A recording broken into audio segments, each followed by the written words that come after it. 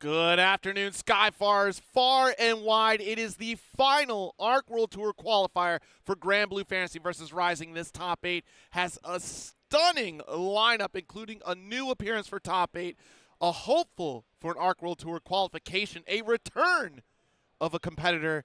But before we get into those matches, it's Zero and Jaitsu, the Beatrix and Zeta of Granblue Fantasy versus Rising commentary.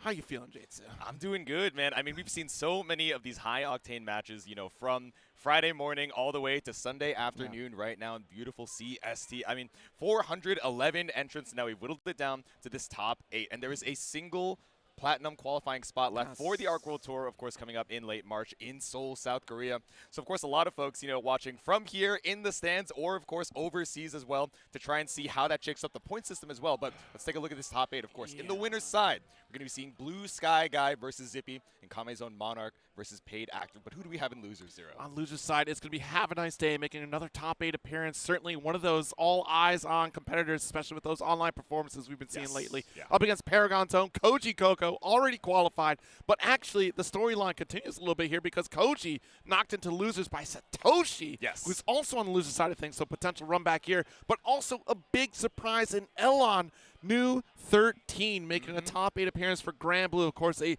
regular competitor across multiple fighting games. I'm really surprised and excited to see this continued adventure here as we get BSG. This is a classic matchup, which is crazy because Tom Cruise just pulls up to Frosty once again and just says, you know what? Let's take the dub out here. Because if you remember last year, Monarch just appeared out of nowhere, qualified through Frosty, and we're about to get that same storyline potential here from Zippy, who took a good little break period, is now back in top form with this Sandalphon. But BSG, I've been saying it since last year, long overdue for trying to take a tournament like this, has been fighting tooth and nail every single event, and it's been, who could forget that LCQ match, right? On the cusp of qualifying, but now, once again on the cusp, not only at points, but this is the last opportunity. Second or better is what BSG is looking for today. Exactly. One way or another, he has to make it into the grand finals if he wants to guarantee his spot in Seoul, South Korea's ARC World Tour finals. Of course, there is still the LCQ, but with all the folks that are going to be fighting for that final spot, it's a bloodbath you do not want to have to deal with. But the bright red coming out from BSG, the buttons look all checked on the ice-cold Sandalphon. The fist bump comes out. It looks like we're going to be having our first match of the top 8, Zippy versus BSG. It's no secret. I love me some Sandalphon out here, and what's something that's going to stand out a little bit is that Zippy will not be changing stances. It's going to be committed to light stance. Granted, sometimes get the accidental fire stance, but that's been kind of the tail of the tape for Sandalphon players in general. I mean, you can check out Arafu's play, very much the same style, right? But honestly, Sandalphon not really needing those stances. The power you get from light combos alone are just so potent that you can kind of keep up with the damage that Faustings going to be putting out. Yeah, exactly. And avoiding the extra damage penalty as well, if Faustings is able to bust out. And additionally, I was talking about this with Callisto a little bit in these top 24 qualifiers, where he's so comfortable just taking as many plus wins as possible to not give his opponent any opportunity to scramble out. Even if, I'm still plus after the stance, especially with Faustings, you do not want to give him any opportunity to get that Soul Forge started. So first blood to Zippy. Yeah, I think the mid-screen is going to be very interesting, especially with the far medium coming from Sandalphon, even with the heavy. Both excellent buttons to contest, but the Judgment Slash going to get shut down thanks to the Soul Forge armor. Great jump out. Yep. For the ultimate command grab on minus, but Zippy with the jump back. No punish. So just putting you in this awkward range. The ultimate fireball stops you in your tracks, but mash out with a close L. Yeah, very brave from BSG, but the walk down. I have the resources. Great throw. What excellent timing from Zippy, but the backdash, and we're going to pay it back tenfold. Backdash, ultimate instinction, should have all the opportunity in the world to put up that Soul Forge. Now that armor is going to be so difficult for Zippy to chew through. If there is any indication of the tone that BSG is taking to this top 8, it is literally that walk down moment. BSG taking his time. I have the substantial life lead. There's no reason for me to overextend. I'm going to finish the job on my terms. Yep. All right. Takes him out with a great sight. Brynith. That's one round to BSG. Pretty commanding here. Yeah, hungry for it, indeed. Like, this is a make-or-break moment. Like, most competitors would be so excited to be on the cusp of the finish line here and lose their cool, but BSG has a job to do. Nice cancel. Let's command grab, corner position. Guard crush. Not fighting, but reset. Look at this. Two command grabs in a row, just trying to send something out with a close L, but nothing found. Zippy fighting his way back out of the corner with the Blade Rift. Distinction. Lock it down. Guard crush once again with the low. The bring the down back. Whoa, whoa, whoa. Yeah, didn't believe in the counter here. Just trying to keep you at bay. All right, this will be a mid-screen carry here, of course. Not quite to the corner, but a good push. Here we are. Ooh, able to jump out of the blue flash. That ultimate command grab, nothing to be found. And we're evening up the health lead here for Zippy. That's what makes the stagger so important on that offensive sequence. We didn't overcommit. Yep. Put ourselves in a iffy situation. Zippy going to take at least a break point out on the cusp of a final touch scenario. Oh, and it actually just barely doesn't put PSG into that SSB range. No, he actually just let it have the meter to use it regardless. And Zippy finds the hit before it even matters. Okay, round apiece here. This first game, tooth and nail for each mile. Round apiece as Zippy backs it up. What up the stance, DP on the reaction, the tackle. Yep. Good awareness, no soul force to back it up, so it just kind of rip right through. Yep. Stagger again, yes, good block, the safe jab. Return on the BC. Fireball for fireball. Ashlight to close the gap, quick 2L. PSG not getting opened up yet, biding his time. Yeah, I thought we could backdash to, be right out of range of that tackle, but ends up being perfectly spaced. BSG, Soul Forge available, so that's armor, but of course we run up with the throw. Stagger with the 5Ls again. The explosivity, not a matter if, just win on the side of PSG. We have those resources, trying to walk up a little bit, build some of that meter. What's interesting though, we're not quite getting those just guards that would build up so many resources for PSG. Yeah. Actually, the first time we're seeing Zippy go into the flame stance here. So scooped over to the corner. We see that 100 meter available for Zippy, but PSG, of course, able to deal out that damage, plus frames off of the guard crush. Stance has been consumed. Man grab, so close. One brave point. Oh, that could have been it. No anti-air, does get scooped. PSG, tight quarters, does get one more throw. Final touch on both sides, and rips the RTP. What the? Oh, what no. attack. Caught out by the ultimate instinction on the way back down after that UDP locked into the animation, but still able to tech. PSG taking that first game on a nail-biter. Oh my goodness, that went so south. You got to remember the angles of DP coming from Sandalphon. That is literally the only way you went up and over, away from the Soul Forge of Doom, from the Stomp. That was going to be BSG's game, but quite an interesting interaction. Let's see how we carry on for this game number 2. Remember, first to 3 for the entirety of this top 8, folks. All of top 8. There we go. All right, spaced out off the fireball. We're running out of Soul Forge here, but Zippy now has to fight his way back out of the corner against this farm, against that jump in. Huge. Great awareness on the jump in with the JM there. That extra snipe. Let's get the instinction applied. Watch it off the wall. This is definitely looking like a PSG round. Keep it simple and clean. No extra Raging Strike required. Another commanding round from PSG. The calm before the storm as we get into the second round of game 2. A much more commanding lead for PSG to start things off. Yep. Soul Forge active. And going for these lows here on Guard Crush, it denies that zoning potential, right? We don't get as many fireballs with judgment cuts. Yep. It keeps chipping away at Zippy's health. Nice grab. Checked on the jump in. Running out of the Soul Forge now. Spot on review fireball. And now we take our turn, but actually able to escape from Zippy. Insane roll. Lots of visual noise, but Zippy still able to come out on top. Nice staggers. Off the wall is a full conversion. Yep. Just going to get into super, but not going to spend it. Yeah, combo limit LDP for the auto time. Just threatening the run up here from Zippy. All right, super armor on the stomps. You found the cross through off of the knockdown as well, and now we've reversed the fortune of Zippy. Still a decent amount of HP to work with, the PSG building up the 100. Ooh, able to jump again. And get trip guarded, but got tripped up by the slash. All right, there's our Guard Crush again. Both, actually, honestly, PSG the only one to touch away from victory. Zippy has a few more hits before we can succeed. Yeah, especially with the late jump in, right? That JL, even with the double spend on the Brave points, it's not going to be enough, so we're just going to make sure. Oh my God, and that will do. 2-0 lead for PSG. One step closer to that winner's finals position. Fade away. Don't worry, we didn't see it. We didn't see it. Exactly. That's normal. I burnt my eyes. It happens. Crowd going wild as well. I see some of those Granblue pen lights in the crowd too. Yes. Shout out. Look, the Granblue crew comes in strong. I mean, I got a few coasters to take home. Dude, I got the shrimp coaster. Yeah, I got the commemorative art of like the Galleon and Wellness. It's sick. That's always Galleon side for me. Straight. I don't want to ever look at Wellness. I think many would agree with you in the crowd. Fun character. I'm not saying. Speaking of that crowd, look at all these beautiful faces lined up and ready to watch some more Granblue top 8 action. Yeah, I mean, I love the crowd here, of course. Yep. Chomping at the bit for more Granblue action. I mean, if you followed along at home throughout this entire weekend, who would have thought about this top 8 turnout, honestly?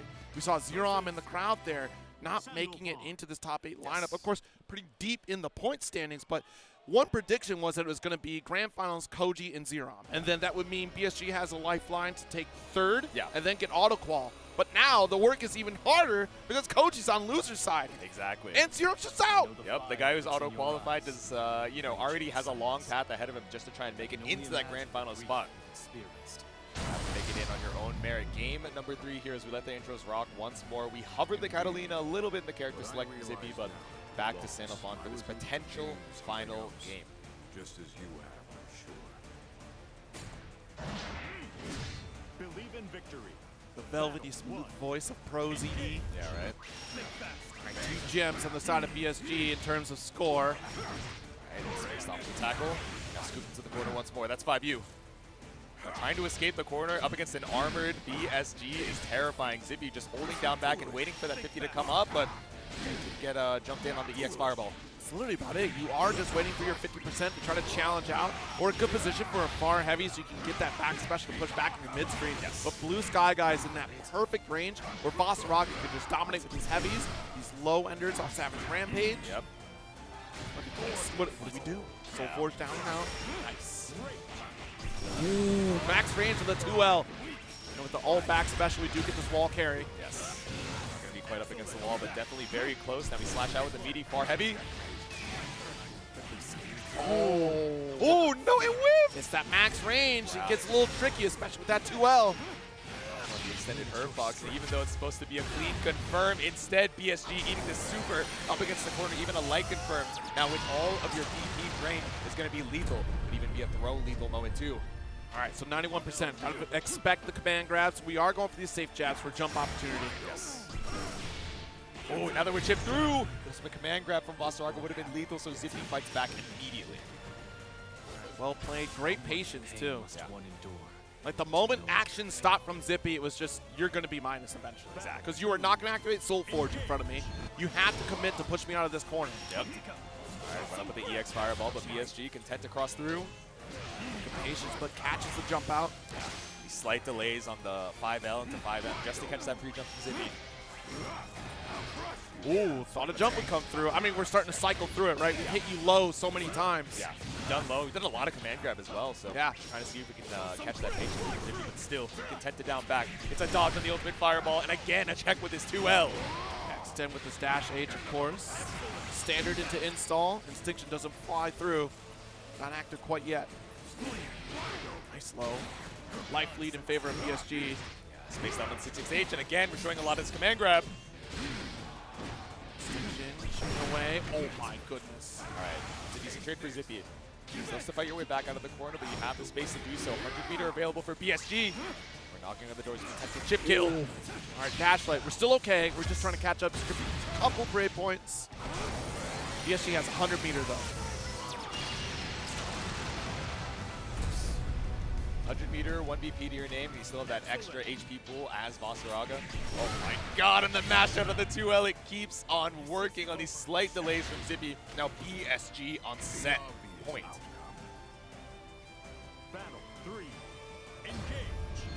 This will be huge. The path almost solidified here. Shoulder check, does get 5L. Ooh, and armors through the EXDP. Those multi-hits are not enough. We swing through with the L follow-up. We dodge the fireball, and Sam on the other side. Dodge does get the grab right after. Yes. No escape. Nice lead in Blue Sky Guy. Looking real strong in this corner. He is. 5U activated, Zippy down to 50%. BSG in such a good position, even up against the wall. I say, as we hard bait out the Brave counter, it's close self-start. All right. One might say you're even on health. That's only a visual cue here. This is Vasaraga we're talking about here. Exactly.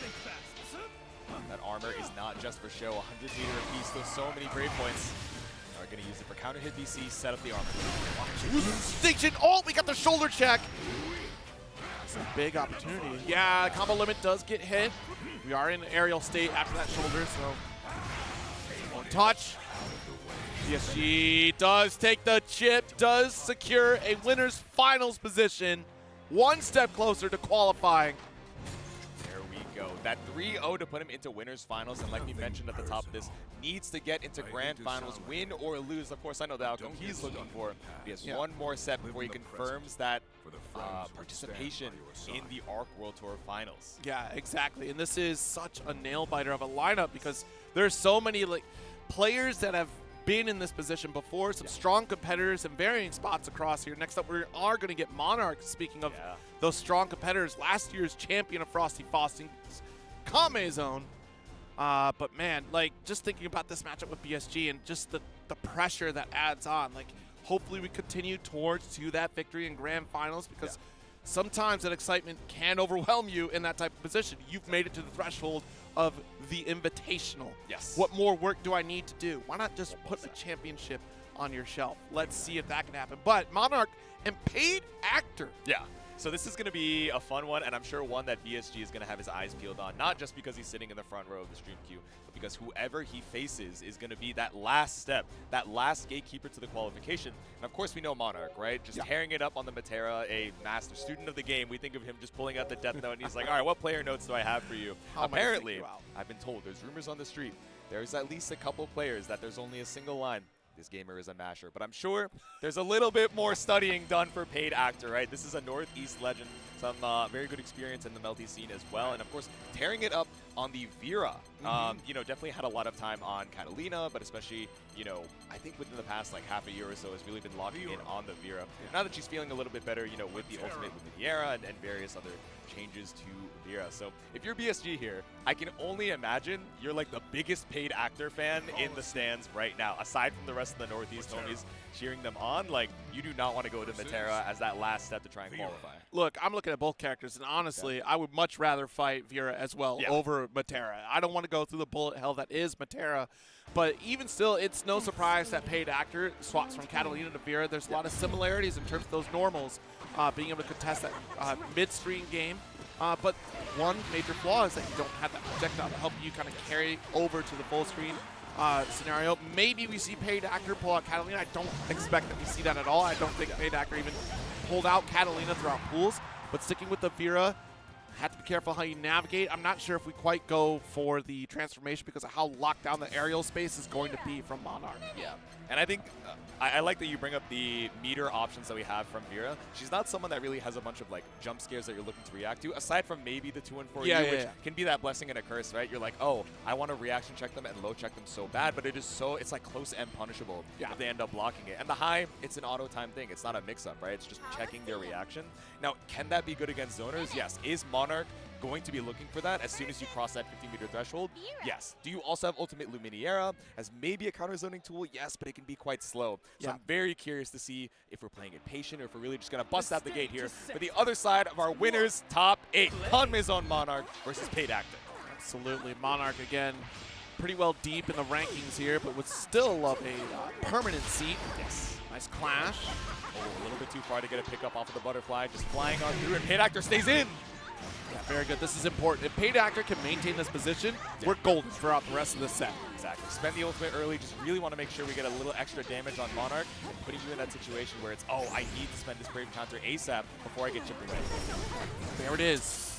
Tried to go for that quick, sneaky low, but was able to recover in time. No punish on the 2L. At least you take your turn, but Monarch's still worse for wear right now. Watch it here. Ultimate Butterfly is such a threat as it homes in on Paid Actor. Yeah.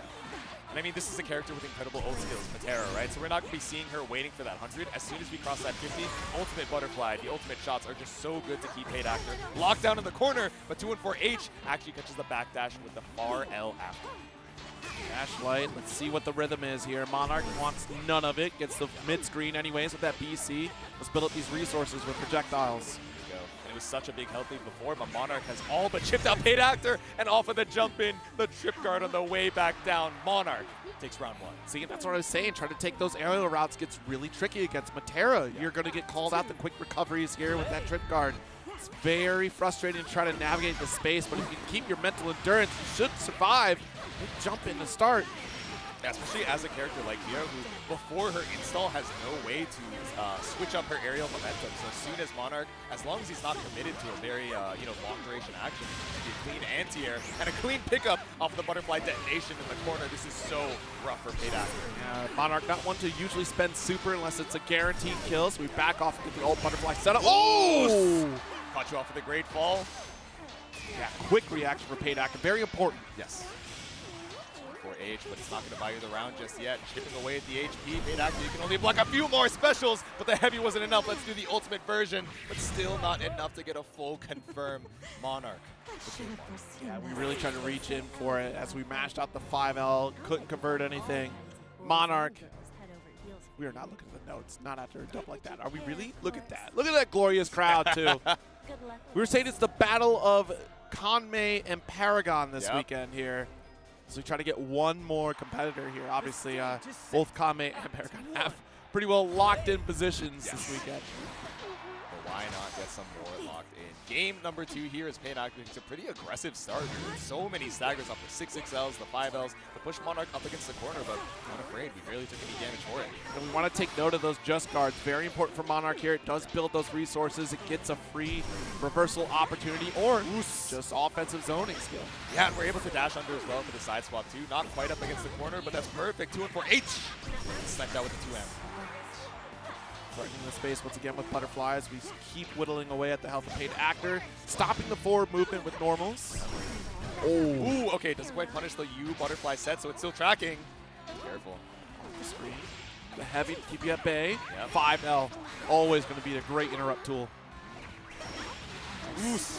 Okay, not quite enough, but chip damage makes this round all but over unless you play perfect, and the slow arrow catches out the early spot dodge. And notice how earlier, right, we had the U butterfly tracking Paid Actor, but because we had that 100-meter available, Monarch, even with such a big health lead and one more detonation being the kill, just slowed it down. Didn't commit to any specials to give Paid Actor that momentum. And trying to navigate these projectiles is much like, we'll see it later in Hava, just pretty well layered, right? So it's difficult to try to spot dodge when you have an explosive butterfly here. Oh, nice snipe. Wait a minute. Yeah, we saw the RM from downtown. I wonder if that was a misinput from Paid Actor. Either way, knocked back into the corner. 50 still available, but under 50% HP. Still whittling away. Paid Actor. Patience starting to wear thin, it seems. We start getting called out by approaches. Nice. Now that we're doing a lot of these like single arrows into another arrow or just checking with the 2L, he is a lot more comfortable pulling up with the roll, and now 2-2U, that ultimate Luminaire summon, is so much more corner care. We haven't even left the ground until just now. Yeah, didn't spend for a double bar here, which would have been huge, but I think the damage is done, honestly. 50%, that's great. You're not going to get into mitigation. Yep. Hold for hold. Now we're tracking with the butterfly. Going for these low shots just to try and keep that pressure on. Oh, no, the roll expected a different ult skill to come through there. Yep. Detonate. Great fall.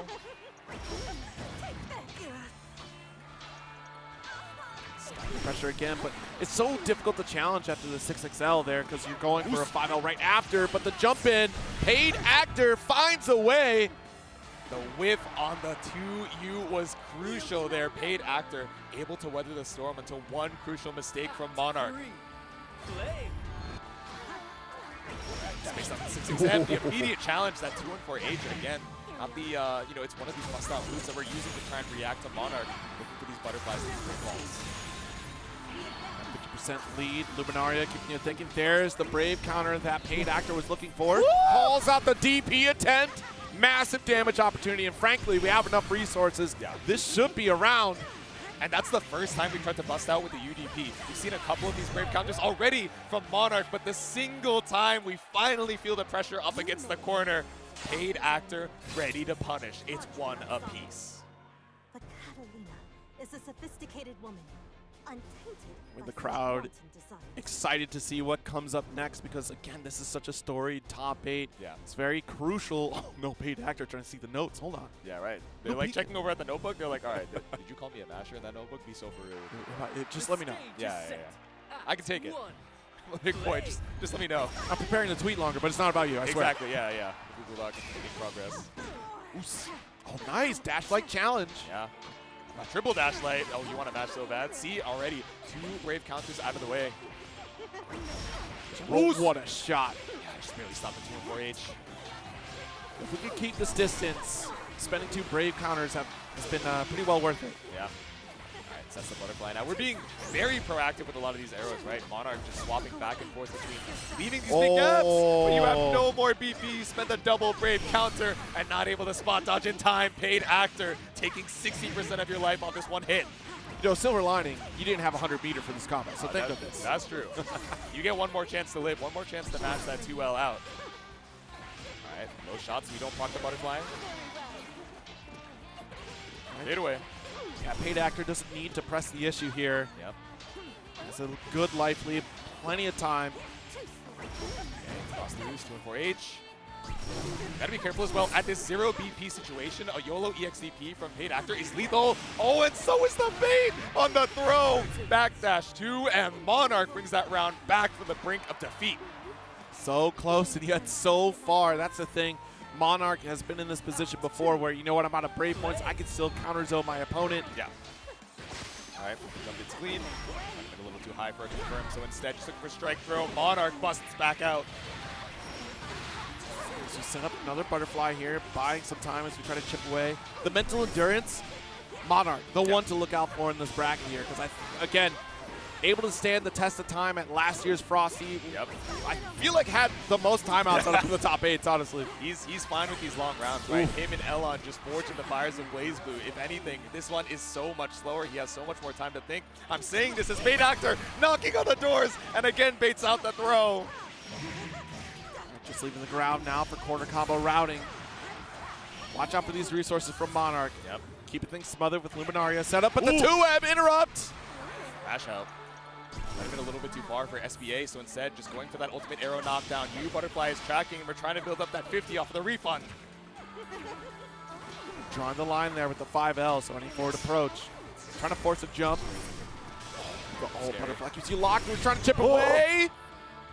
Oh my God, just barely stopping before that old skill came out. 5H, the single arrow, putting another game on the board here for Monarch. I think the confidence built immediately. Once we put paid actor in chip territory, it's okay, just one more of anything. Yes. But be careful, don't rip the clearly call-outable, the DP potential.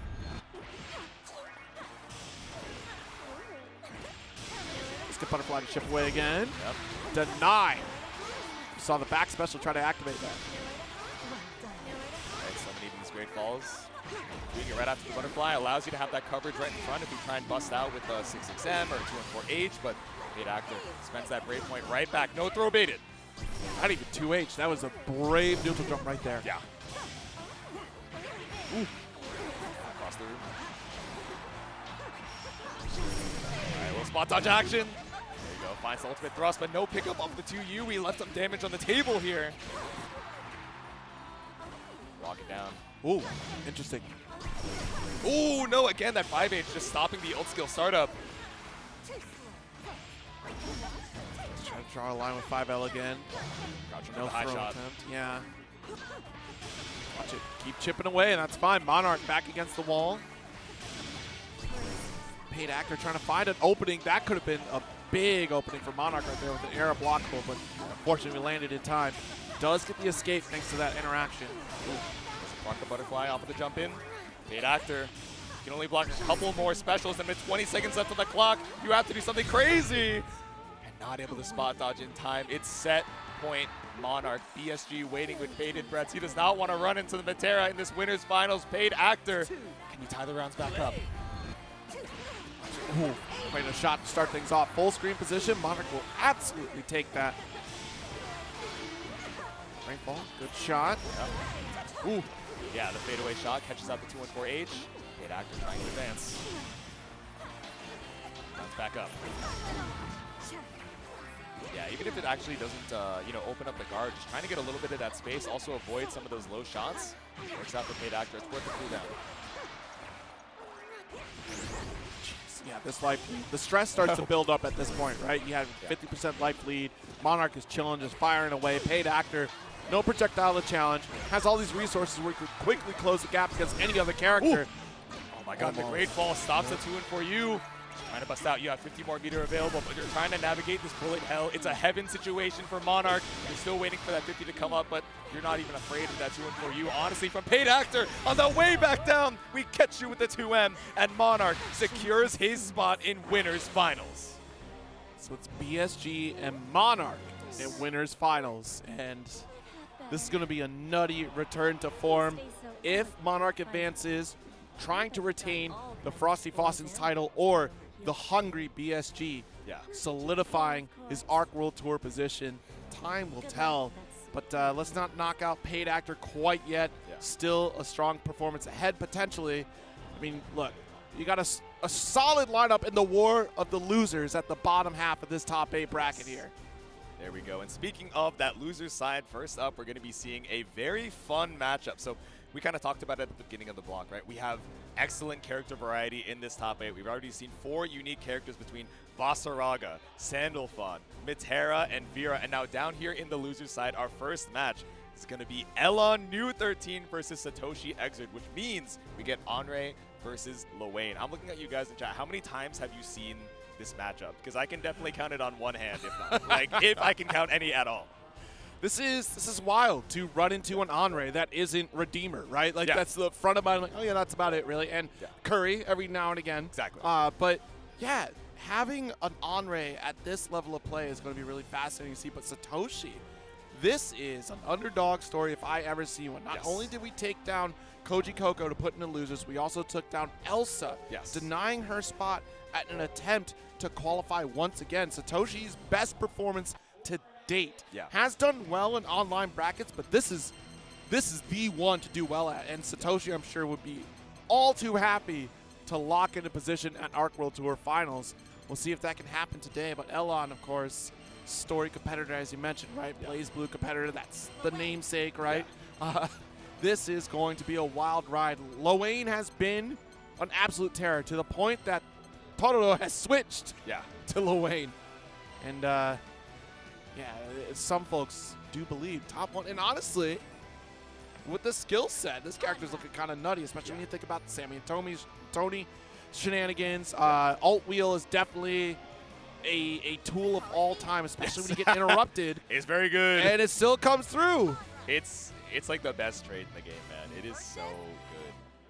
You know, short of giving you like a combo on hit, like it's one of the best knockdowns. Also Satoshi, right, in that path to this loser side top 8 that you were mentioning, I feel like looking at the entrance for Granblue, right, out of that 411, it's not unprecedented, right, to see a Lowain in this top 8. We saw Ascendiant last year. Exactly. I think a lot of folks are expecting to see him, you know, in this top 8 as well. But Satoshi actually ended up taking it in that Lowain mirror too. So holding out the hope for the Lowain bros. I'm sure there was a heartbreaking team kill, but keeping the Lowain dream alive here.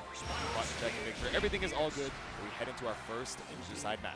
So on the other side of it, of course, we have Henry. We talked a lot about Lowain, but Henry, definitely a character that has the skills to kind of interrupt that Sammy Tomy situation, right? Beak Driver is definitely going to be a great tool to kind of blast right through.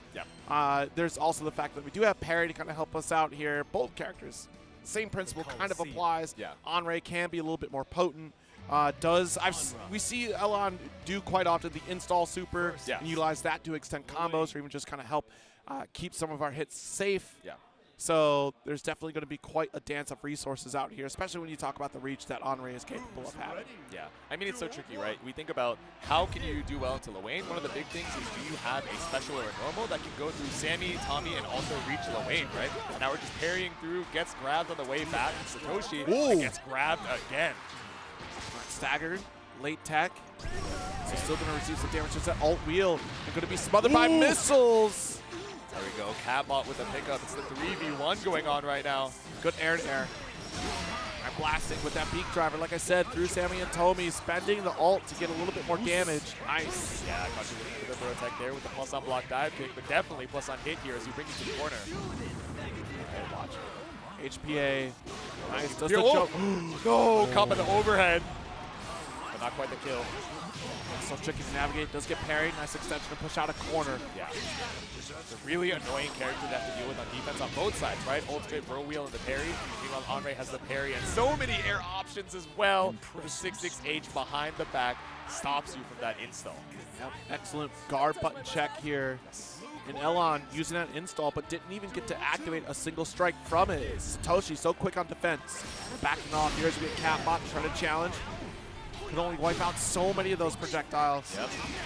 Okay, looking for the dive kick, but this nice frames on that guaranteed situation. Caught you looking for the jump here, so Elon continues to keep the corner. Yeah, that 5L to interrupt the dash heavy was huge. Quick reaction from Elon, and already a substantial lead. That was mad delayed. Dive kick, do it again. Sorry, you didn't bite, but like, what if I did it twice? All right, Satoshi in such a rough spot for the HP right now. No BP to your name and no HP either. Let's tie up the rounds. Apologies if that hurt. All right. Duel 3. Begin. Round start here, just both players backing off, but the more room you give to Lowain, the more opportunity we can snack. Set up a Catbot. Ooh, nice parry off the slide. Yeah. I think Elon's doing a really good job as well of Satoshi using that Lowain backrun to go to full screen where Beak Driver just barely doesn't reach, and then running up a little bit to catch with that Beak Driver. Also ended up getting caught with the Catbot pistols and now stuck in the corner here against Sammy. Tommy and Lowain from the top rope. You baited out the BC just that tiny window when there was no block stun. And now 100 meter, no HBA! Interesting, we didn't even hit combo limit there. Yeah. All right, tries to bait out a throw with the backup of Catbot. Elon not biting on it. We do get HPA, but there's no opener, and Elon doing a great job just running away. Evasive, 100 meter just to play the keep away game, but drops the combo. Could have been hit. BC, last one, the dive kick. Oh my god. No! No, please! Finish your food. Oh my goodness, tension is mounting here as we try to close this out. Lost your appetite, no BP either side. Satoshi not trying to be greedy and get some of that, eat from the full screen. What a parry to close the gap. That had me stressed. Never in a million years would I guess that. I was sitting there waiting. What do you even do about this full screen? The wheel comes out. It's over. It's over. What can I do? The parry. Great thinking from Elon. Yeah. That absolute stare down. Satoshi thinking, okay, I do not have the time, the space, or the tempo to look for this 5U and try and build up some of that meter or some of that health. But what am I going to do when Elon has me in one spear, one touch territory and again draws first blood in game 2? Good corner combo. And let's try to clean up the scramble from last round. Nice. Empty in the throw. Again, fishing for the parry. Now we get to mount an offense, but parry off the table for a little bit. Yep. I'm throwing Lupin, finally going to find an EC to escape. Behind, no air unblockable, just a little bit too far off the cat block. There it is, the throw bait. One more time, and we're not going to miss this SBA. There we go. Keep it simple for Elon here. 3 rounds. Apologies if that hurt.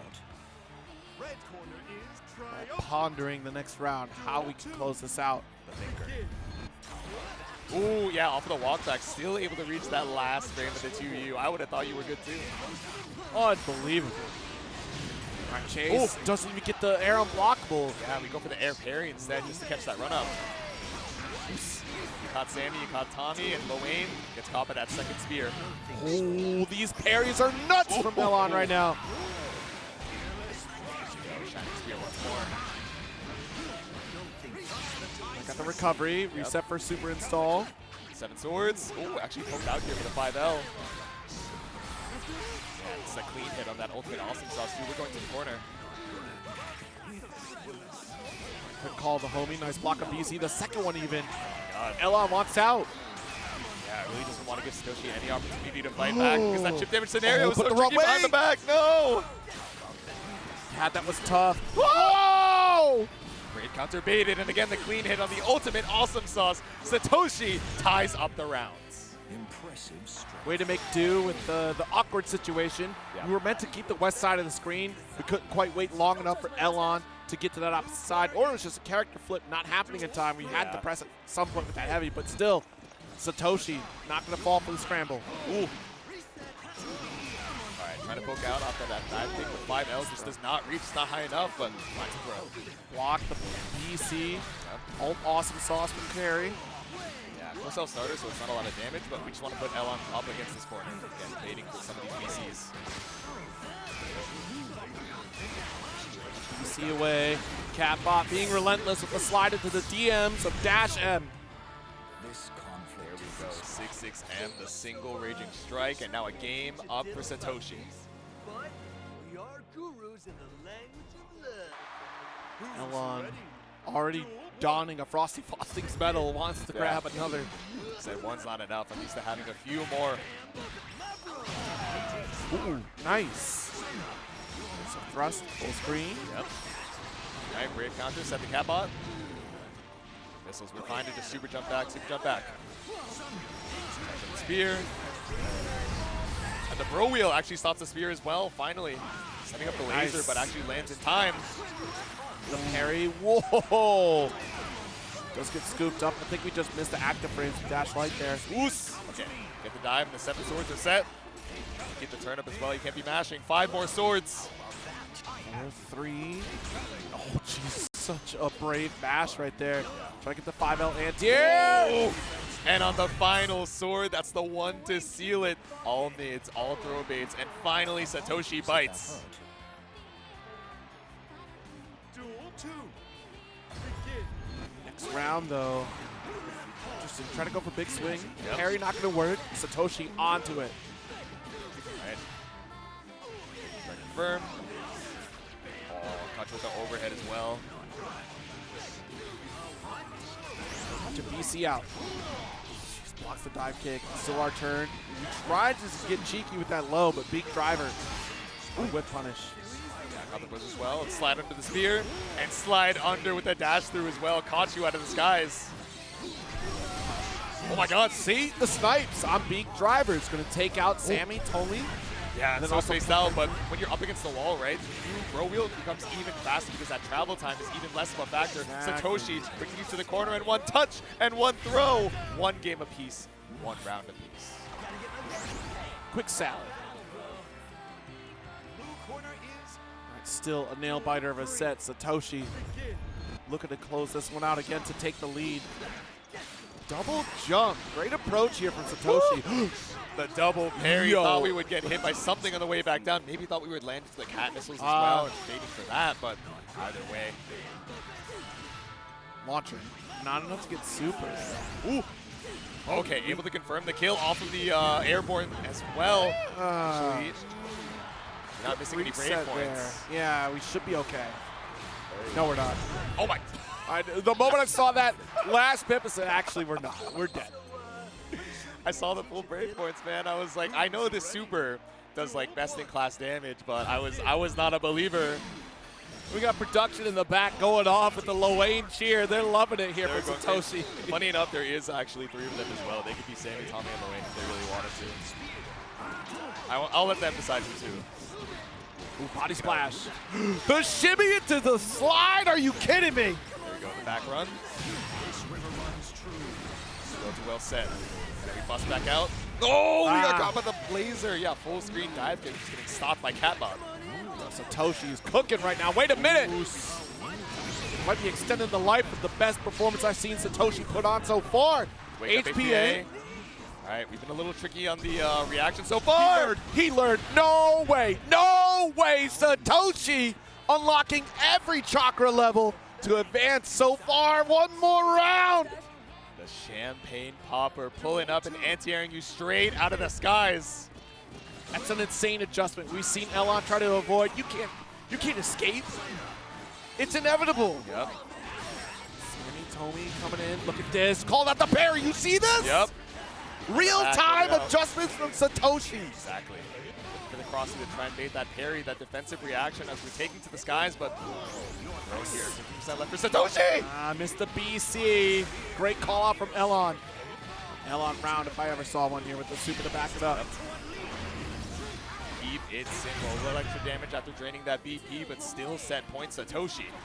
Apologies if that hurt. Duel 3. Begin. Right. Woo.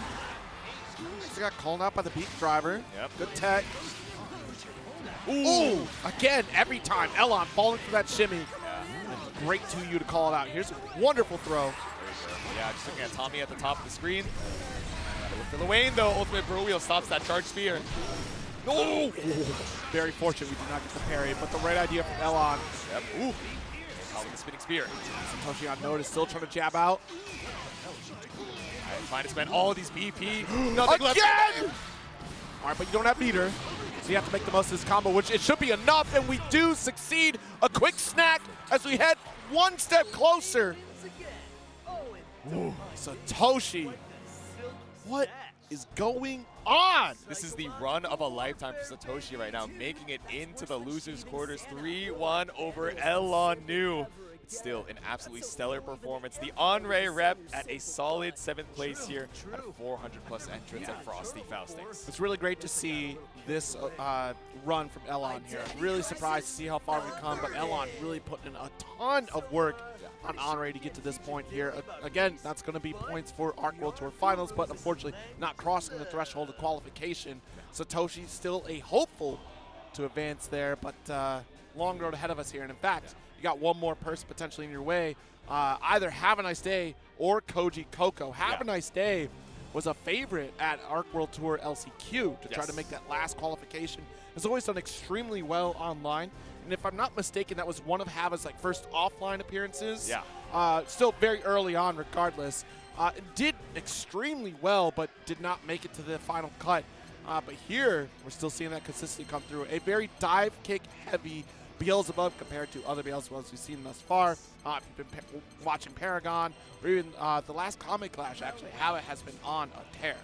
Yeah, apparently his record for online, right, is everything that he's entered in the past 6 months or so has made it to the grand finals every single time except for a single time where he DQ'd. I didn't play the bracket at all, right? Oh. So this is the Canadian legend in online inevitability, and had a stellar placement at the previous EVO at 17th place, but really wants to prove himself now in this Frosty Faustings top 8. Koji's like, dude, I want to go back to bed, man. Koji just rolled out of bed. I didn't get enough Monster. Honestly, Koji probably still on Japan time. Yeah, right? Literally He's one on Evo, JST. and said it's time to go train, and went off to Japan. Had a stellar run at Psy Games Cup. Yeah. Lined up in top 8. I mean, this is like the young student, right? The world warrior just traveling between both of those continents. Honestly, that's a skill in and of itself, right? Even for folks who are traveling, say, east to west coast within the continental United States, it's like, man, I got to deal with the jet lag. I'm usually sleeping by an hour. Oh, man, I'm never going to be up this early normally. Meanwhile, you're taking these 14, 17-hour flights just to try and, get that excellent practice. Shout out Callisto with that same sticker. DQ'd himself so kindly to make sure that we didn't get in the way. Exactly. You know? Right outside of that top 24, he was like, you know what, J2, let's hang out. I was like, all right, you got it, man. So we will get the Beelzebub play. Zoe has been the character pick for Koji Coco as of late. Yes. A strong character, especially with the changes for the mid-screen combo routing. That is a huge benefit. The character's always kind of been fairly strong. Just there were some bits and pieces that other characters had outshined, right? And Zoe getting that mid-screen combo, I think, really kind of brought her up to the forefront. Exactly. Again, there are other characters a little bit stronger. Like, obviously, Beatrix is one. Yep. We are definitely looking at Luane out here, but Zoe is definitely an argument for a high-tier character right now. Yeah, I mean, that H-spinning slash just being so much more easy to confirm just gives her better corner carry, better damage in the corner as well. Like, just overall brought her power level up. But up against Beelzebub, right? You mentioned this before where dive kick is the name of the game, not just for this character, but for Have a Nice Day, right? Yes. Are we going to be looking for these anti-airs, these anti-air DPs, which, speaking of, right, unless we're preempted with the H-spinning slash, we have to spend that 50 meter for the ultimate DP for Koji Coco. So we'll see if that ends up determining the character choice as we go later and later into the set. Yeah, Koji is definitely one to really try to build resources on Wyvern Gauge more often than not. The standard course of action for Zoe here, so we can keep this light pressure. Staggers, if you're not going to open up with BC or not going to DP out, then I'll just run in and throw. Yeah, tiny bit too early on the spot dodge, sends it with the ultimate DP, but no full confirm from Hava, just got the close heavy. Maybe thought it was close heavy, instead got the far version, no full confirm, and back up against the corner. Nice. Times out with 2-red. All right, Koji really threatening victory and will succeed here with this routing. Roundup is Koji to kick things off in this losing match. Yep. And didn't even need to go into the super again. That H-spinning slash, a little bit extra damage in the corner. Yeah, and that's just dominant presence. Hava had no opportunity to escape there. Koji was a couple steps away, so if you did try to jump out, you were within range to get an anti-air, but also close enough to call out any whip normals. Yep. Back against the wall now, good spot dodge on the heavy with a dash H to start things off for Hava. Yeah, even off of the airborne hit, able to stabilize here with the close L. Chunk of damage taken, spends one of the crystals to escape. Ooh! This will die. 50% life lead down. The 6XL, but still clashed. Either way, the 2M able to go into the Excalibur. Oh, what a heavy reaction from Koji Coco. That lead, nice spot dodge with dash light. That's the thing we talked about earlier. The multiple layers of projectiles coming from Matera and Monarch. Same principle applied here for Beelzebub. You're layering a lot of actions to keep the opponent locked in, and a spot dodge might be their demise. Swapping up a new dive kick, the black flies. Haven't seen a ton of the Vortex just yet, but speaking of Vortex in the corner, Koji Coco, no HP to his name. So has to keep this throw and looping up to try and survive, but mashed out on the way back down with that 5L. All right, round of peace for our first game. Tight race. The dash light to start things off. Yeah. Ooh, yeah, the jump back. We've been seeing a lot of that L fireball pressure coming out from Koji Coco, right? Oh! Sniped out with the EX Lightning. Looking a little bit low on the Wyvern gauge, though. Yeah, spinning slash denies the jump arc there. Yes, we mentioned that earlier, right? Something that if we're a little bit preemptive about it, we can stop, have a nice day, feeling so comfortable. I say the cooldown came up, and he immediately did it again. Oh, no! Oh! No, he caught behind the back. Blessed be the spinning slash hitting up both sides. I know that's right. All right, plus rims off the EX dive kick once more. Step with 2L. Not opening up yet. Able to get a jump back, but the dash L is still going to open up for Koji. Yeah. Plenty of meter. This should be another round with the dust loop into super. Keep it simple. We saw that start with a single crystal. Of course, the super takes one more. It's an easy kill for game number 1. The skies have Certainly a need of you. very clean effort from Have a Nice Day, but I think that first round was really detrimental to the performance of the rest of that game in particular, because Koji absolutely denied any escape route, and that's the power of the range of Zoe, right? Yeah. You go for Light Dragon, you're within range of a 2M, which keeps the opponent at bay. Yep. Great spinning slash, call things out. We really haven't seen much of the 668, right? That armor dash Right. Koji Coco, because he's just doing such good pressure just with advancing mids, you know, keeping you at bay with the light fireball and checking you with the H-Stick slash as well. And as I'm saying this, Hava is already taking 50% from Koji Coco. Right. Send out the ultimate Wyvern. Able to find a tap on the dome with that JL, but so high so you can't find a full confirm. Watch it there. Yep. Oh, the 2L, okay. Nice. The 2H, go for that dust loop. Plenty of meter. And just goes for the recharge there. Not going to spend a super until we get close to the kill. That is the habit that Koji has here, and rightfully so. Confirm up from the far light, but there we go. Stick out the big leggy. And the escape with the TP. Doesn't bait out the throw on wake up. Ooh! Interesting. But the backdash into 2M. What a call out here with Koji taking a round. Oh, yeah. Finds the punish here. Koji keeping up the momentum. Round 2. Rounds aren't just outside the range of dive kick, but close enough to get that whip punish here. Great reaction from Koji to get the reset after the 5L. Ooh! Yeah, actually went behind the back, so no anti-air to be seen from Koji Coco. Back up against the wall. Run up over the black flies. Yeah, and caught the startup of the Karma. Thunder is applied. A little bit of a charge. Plenty of resources if Koji chooses to zone out. But the dive, dash-like chase down from Have a Nice Day. DP! The ultimate addition to put you right back on the opposite side. Speaking of reversals, that hit on both sides, right? You know, a tool that they both have. And speaking of, Koji's like, you know what? I got to let my UDP rock too. This is my personal space. Don't go near it. Unhand me. Ooh, what a dive. Maximum damage output. Should be around. Yeah. We'd be out of range with that 6XL as well. Koji Coco looking for a counter poker, any way to try and advance. Maybe on a slow startup with a 2M from Hava, but either way, we tie up the rounds. Round 3. Just doesn't change. I float over here. Say goodbye. Hello. High five. Nice 5L. Interrupt. Yep. Ava going to get denied on the approach here with Koji on that dash light. Yep. Tap the toes. Ooh.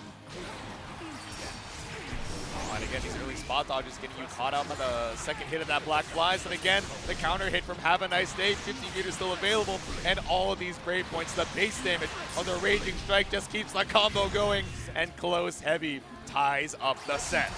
All right, one apiece here. The crowd going crazy for a set on our hands. Round 1. And straight back into it. No defense to be seen. Koji Coco's awake now. Alright, we slash through again. That's the third time we've been just a hair too early on these spot dodges. I'm out of here. No! Big whiff on the throws. We TP behind. RPC out. But the alt DP does not want to give up the position here. Yeah, exactly. Fine to spend the 50 for it. Alright, single hit of the wreck up, but we clash, so we send another 5L. Alright, there we go. Perfect spot dodge time from Koji Koku. You get me thrice, but not 4 times. EX Lightning, no evaded. Oos! Ultimate spin. All right, sticking up with that 2L, but not able to get a full right? follow-up. Yeah. Conversion though. We're just going to super to try and even out the BP situation. You're still taking a little bit of extra damage, but you want to have that life confirmed for Raging Strike in case you need it to find the kill. Nice, run up throw. Last interact. Good God. Cancel the charge to heavy. Exactly. It's like, you are not escaping the corner, by the way. I'm sending it with the meaty. If you want to SSBA, do it. I dare you. You won't. Be brave. Have a will. Have a absolutely will. We've seen it before, simple inputs, but Exactly.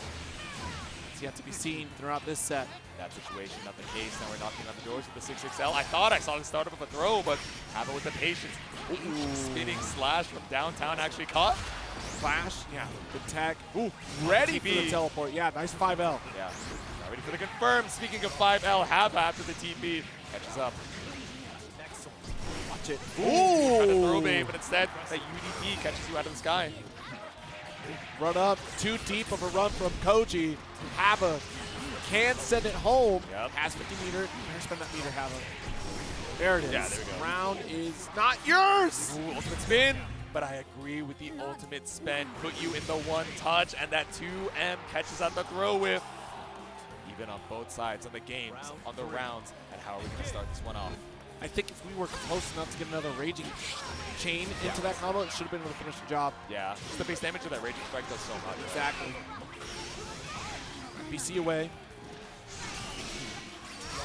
Oh, nice. Does get able to teleport. A little bit of a knockdown. Dash up, very sneaky stuff here. The ult does get spot dodge. All right. The timing looking so much better for Koji to avoid these projectiles, but still scooped up and back thrown. All right, empty on the Wyvern gauge. We have one more special. Got to find an opportunity to charge or find the hit, but that greediness, that antsiness now getting us caught out in the mid-screen. Okay. Evening the tables here as in terms of health. A couple break points down, so that's an opportunity for Koji to make a massive comeback. Yeah. But in terms of resources, right, the only thing you have is DP. It's still one touch. Down to spend that last crystal as Have a Nice Day just scouting for any last hit. A like confirm can be the world, but backstep on the karma. All right, just get the dive kick again. Koji snipes with the 2M, Raging Chain. Nice finish to take the lead. There we go. Up 2-1 now. We're seeing the wind and Hava still so close on all 3 of these games, right? It's been just on the cusp of victory. You can see why Have a Nice Day has given such a problem to so many of these competitors this weekend. Yep. The reason why we solidified a top 8 position, have been consistent online. Yep. But Koji with the spinning slash, avoiding the projectile, that's a corner carry. Yep. Ooh. Okay, with the close L, for a button tech of your own. And backstep on the 6XL. Ooh, airborne hit, so you're not getting too much, but at least you're up against this West Coast corner. 100 meter available for both sides. You know these players are not afraid to spend that UDP. Nice. Let's get that overhead. We'll take the hit. Yeah. Ooh! Didn't recover in time because of the use skill slowdown. I love the use of the ultimate dive kick there. 2M opener back against the wall. Havoc can strip with opts for damage. Next hit will kill if we get the opener. BC away for Koji. Didn't believe in the hit. We might have had lethal if he confirmed that close light, but it's all good. Hava still has the corner situation here and finds you with the EX dive kick. Keep it simple off of the Raging Strike. EX spin into close heavy. 1 round up. Hava getting closer. That's Beelzebub trying to grasp victory right there. Just, it's mine. He said, I want that losing quarters bad. Oh, jeez. Start with dash M. Get off of me. Okay. There it is. Dash heavy. Just nothing through it yet. Would have blasted right through projectile or even put like a mid button. Exactly. One of the first times we've seen that armored dash move, right? But Kochi again, now just remembering that we have that tool in our arsenal, trying to see if we can make it past these black flies and also see if we can check a dive kick as well. BC back. Nice spot dodge. Yep. Sweeping beam. And the double check with the double dash light. Oh, no! You're too far. Have a nice day. Having an awful time in the corner. Koji Coco taking full advantage of that drop, that 100-meter down the drain now in one touch. Oh, no. Two touch. All right, let's not. Oh, my God. Yeah, keep shooting lights. Eventually, you're going to open up. What are you going to do? Let the dragon do the job, man. I'm working remote today. I'm not checking into the office. I'm letting Wyvern finish the job. I hate that you said that, actually. That sounds way too close to real life. She's on the laptop, man. She has like the auto clicker just trying to stay online, but trying to stay out of this corner right now as we check with the 6-6L. Not going to get away with it twice. We have that Lango field, that DP. Right. Ooh, dash like the challenge back against Hava. Healthy on the Dragon Gauge as well. Full meter, which means you can toss out all these L fireballs. With heavy beam, can be locked into all just outside the range of dash lane that would have shut down the black flies there. Yeah, we're at that counter poke spacing to try and stop something from Have a Nice Day, but that was perfect use of the ultimate skill to bust back out. Watch it. No anti-air. A little bit too late. Probably would have caught. Now we go for the Vortex. Still anyone's game here. Gwen just denying that forward approach with a quick 2L. The Raging Chain. At least get this corner carry. One more interaction. Wait a minute. Yeah, one more interaction. Combo limit stops you. The 2L isn't enough off of the scaling. And we find the spot dodge. Have a nice day. Gets the Brave counter baited and knocked out at 7th place by the World Warrior Koji Coco. He stays alive. My goodness, what a call out in that corner sequence. Did not get lost in the sauce. Understood that combo limit. Was willing to stay in that range that we've been throughout this entire set. Within reach of 2M or a quick gap closer if we want to go for the back special to call out those whiff normals. Well played from Koji Coco again to keep that gap very tight so that we don't have to jump escape. We're able to call out dive kick potential out of that corner. Honestly, just a masterclass from Koji, not skipping a step even on a new character. Yeah, and I mean, there were so many situations, especially up against the corner, where, obviously we have to introduce these gaps in our pressure to make the opponent think, okay, I can look for these up back dive kicks. I can try and bust out with ultimate black flies to try and cover that space when you're delaying and trying to look for this counter poke spacing on 6-6L. Right. In the heat of the moment, knowing your tournament life is on the line, we go back to layer 1, we frame trap, and we just wait out the reversal as well. Yes, and you're not going to have to wait long for finding out whose tournament life will be squandered here at tonight's bracket. Don't go away. More combo, or excuse me, Frosty Faustings. I'm thinking about combo breaker already. Frosty Faustings will be back right after this ad break. Don't go away. What's good, what's Genki Gaijins? We are back with some more Granblue action here at Frosty Faustings 2026. And of course, it's me, J2. It's the homie Zero. And we're down in the loser's side once again to see losers quarters between Zippy and Satoshi XVIII. That's right. This is the war of the losers out here at Frosty Faustings. Zippy making a stunning return. Apparently, you just retire, you come back, and you tear it just up. do well. You do well. So we'll see how the rest of this track goes. But Satoshi, look, we saw a live evolution in that last set against Elon. Yeah. Literally making adjustments on the fly as we succeeded to advance on this loser side here. But Zippy, no slouch, but on a brand new character, right? Finding a strong position on Sandalphon. I'm of the opinion that Sandalphon, not a bad character, just a really underrepresented character. Yes. Granted, there's some love that could be done to some of his transformations, but considering the base toolkit, I'm not even worried about 5U interactions. It's solid, it's right? strong. Yeah, especially, we have these fireballs to hopefully try and go through, the Sammy and Tommy summon, but there's still going to be a lot of screen pollution to try and navigate through, on the side of Satoshi, right? We have the move speed. Of course, we're going to be checking with a lot of these 6XLs. The dash speed in base form from Sandalphon is still solid. We're ice cold, but we still have the movement speed that we need. So heading on into it, we got another losers quarters match. Absolutely. Jack Frost, Sandalphon out here, also known as Private Sassy Legs.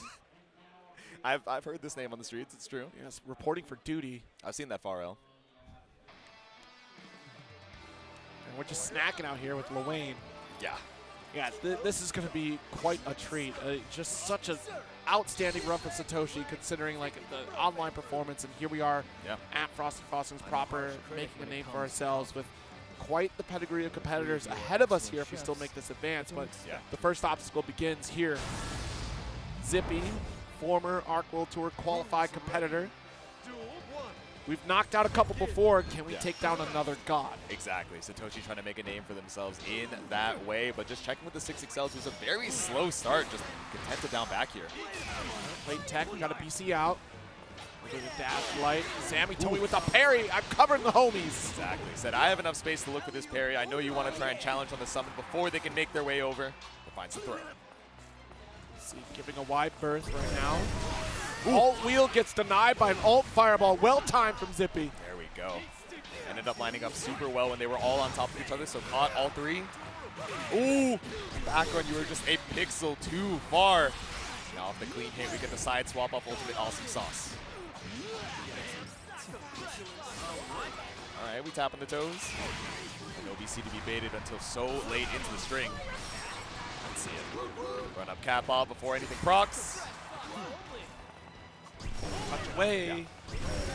All wheel. Try to steal back that turn. Yeah, I mean, both of these gamers just waiting for that 50 to come back up and waiting for the crystal, but still, that brave counter goes wide. Satoshi finds the counter hit to you. All right. Round start, opening gamut, just backdash from both players. Yeah. On space. I mean, it looks like Satoshi is so content to just like make that space, see if Zippy looks for the advance, and if not, we find that, you know, slight delay in tempo. We either try and catch your approach with the slow way to you, or we wait for the 50 meter to set up off of the ultimate bro wheel. Absolutely, still able to get awesome sauce pressure. A little down back, but still got parried. Excellent spacing once again after the summon. Satoshi really been looking for that. Yes. Ooh.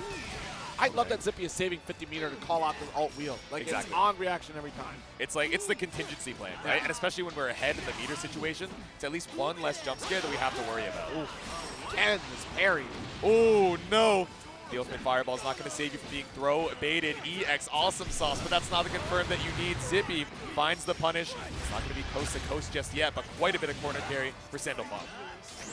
Coach keeps it safe. Jabs. Yep. Ooh. Unsafe off of the EX Lariat. Satoshi finds the kill, that double raging strike. There's one more ultimate skill. There we go. DP takes game one for Satoshi. I mean, look, the way that Satoshi is cooking right now with these parries off of every single summon, being able to call out the tendencies of Zippy is a big deal. Yeah. Opting for Catalina. Interesting. So we saw the hover over on this character kind of between games 2 and 3 with BSG, and then went back to the Sandalphon, still feeling pretty confident in that. But now, going back to another Shoto style, of course, we haven't really been using the stances from Sandalphon, so that can't be the difference. But I wonder if it's Ultimate Firewall or really just making sure we have those corner carry routes to make sure that Luane has even less room to try and scramble with as we head into game 2. Another big one, the light wall. We're going to be able to call out some BC interactions there, potentially calling out some Tomy interactions. Yeah. See how this plays. Tossed. Or it could be the debuff, right? Luane actually does less damage against Catalina. Yeah, it's true. Yeah, he's a Sith. He can't fix it because she does not need fixing. But Zippy trying to take advantage here as we pull up with a 6XL counter hit on the close end. Now brings you over to the corner. No longer that awkward, yeah, we kind of have the Granblue zone. No, you are well up at this East Coast wall. Oh, nice. Got the whip punish with Dash Light there. Yep. Light damage in there. It's all right. Let's look at that. That sweet spot. Not going to be out of the threat zone. So Zippy does, or excuse me, Satoshi does get a free snack. Yep. Nice Ended up on the other side. Yeah, guard button check. Spodge. Ooh, simple the triple hit. Yeah, and ultimate thrust is not going to work. That trade is never in your favor against the bro wheel and runs up again. We've been so tricky with summon the catbot missiles and throw you right before they actually reach. Yeah, we tried to get a dash light to interrupt the approach, but Zippy just ran right to the ever-loving embrace. Yep. Oh, no. The one time we're not looking for the throw. Satoshi bait at the meter! Oh, no, but it's okay. We still finish our food, and Satoshi takes another round. Nightmare. I was like, no, you can't lose the round like this, please. Please. Both go full screen away from each other and run in for a clash of dash light from Satoshi. Takes the advantage. Okay, run up, trying to bait a throw tech this time, but instead Zippy just holds down back. Got that one, though, with the dash H. Yeah. All right, late tech. See away. That's a little breathing room. Walk it out with the lights. Speaking of, a light check from Zippy as well. Far L buys us a little bit of space, but yeah, you recover so fast from ultimate bro wheel that you still have time to spot dodge that fireball. Watch it, dash light. Ooh, just these pokes, but look at the life lead. It's going in favor of Satoshi for each one. Yep. Sammy comes out. Tossed. One more touch. Late tech, we'll take it. Yeah, now throw is lethal. God, and now we're just looking for chip. How are you going to get out of this one, Zippy? There's only so much you can do. You have to commit to the spot dodges. And Satoshi, with a slight delay, catches you 2-0 right now in losers quarterfinals. This is insane. I looked at this bracket, the entirety of it, before we got in here, and I never suspected Satoshi to be in this position today. Yeah. No, it's, again, the run of a lifetime right now. These throws are just working out so well. The screen pollution, Zippy trying to play patient, but you're just eating so much damage to either button techs or these throws. Against wall, alt wheel with missile barrage to get out of the corner. Yep. And that's such a strong coverage because you get that free escape. The opponent has to hold a block. Alright, scooped up once more. Yeah, tried to bait the throw attack off of the throw whip animation. Stop short. So gets sent alt cat bot. Yeah. Even when you dodge the ultimate wheel, right, you still get enough time to set up the cat bot and keep that turn up. There it is again. Dash light not confirming, but does get the shimmy. We've seen it against Elon time and time again. You see that momentum, but just stopping on a dime right out of range. Watch it. No brave points. Dash light able to finish the job with an awesome sauce, threatening match point. Yes. Right, a commanding set of rounds from Satoshi. Zippy, how are we going to hold on? There's our toss. First with to start things off. Again, this has been the story of the set, right? I mean, the tell right now is that we have no resources in terms of abilities that led to a couple throws. Zippy not quite paying attention to the circumstances. Ooh, and again, that's the second time that we've misspaced that thrust. Maybe looking for, a frame trap or something on Satoshi, but just so content to wait things out behind the back. And we still have one more Raging Strike to finish the job. Satoshi knocking out Zippy in losers quarters. After an emotional qualifying victory yesterday in top 24, I can't imagine what's going through Satoshi's mind right now that we've crossed the threshold into a loser semis. Dude, I hope that was clipped. Like, I need to check Satoshi's Twitter because the pop-up making it into the losers side top 8, it was a Shoryuken. It was unironically like the Ken critical art, a full 360 as they popped up out of their chair and went, damn, I'm good. I'm in losers side top 8 and now in losers semis, fighting it out in the top 4.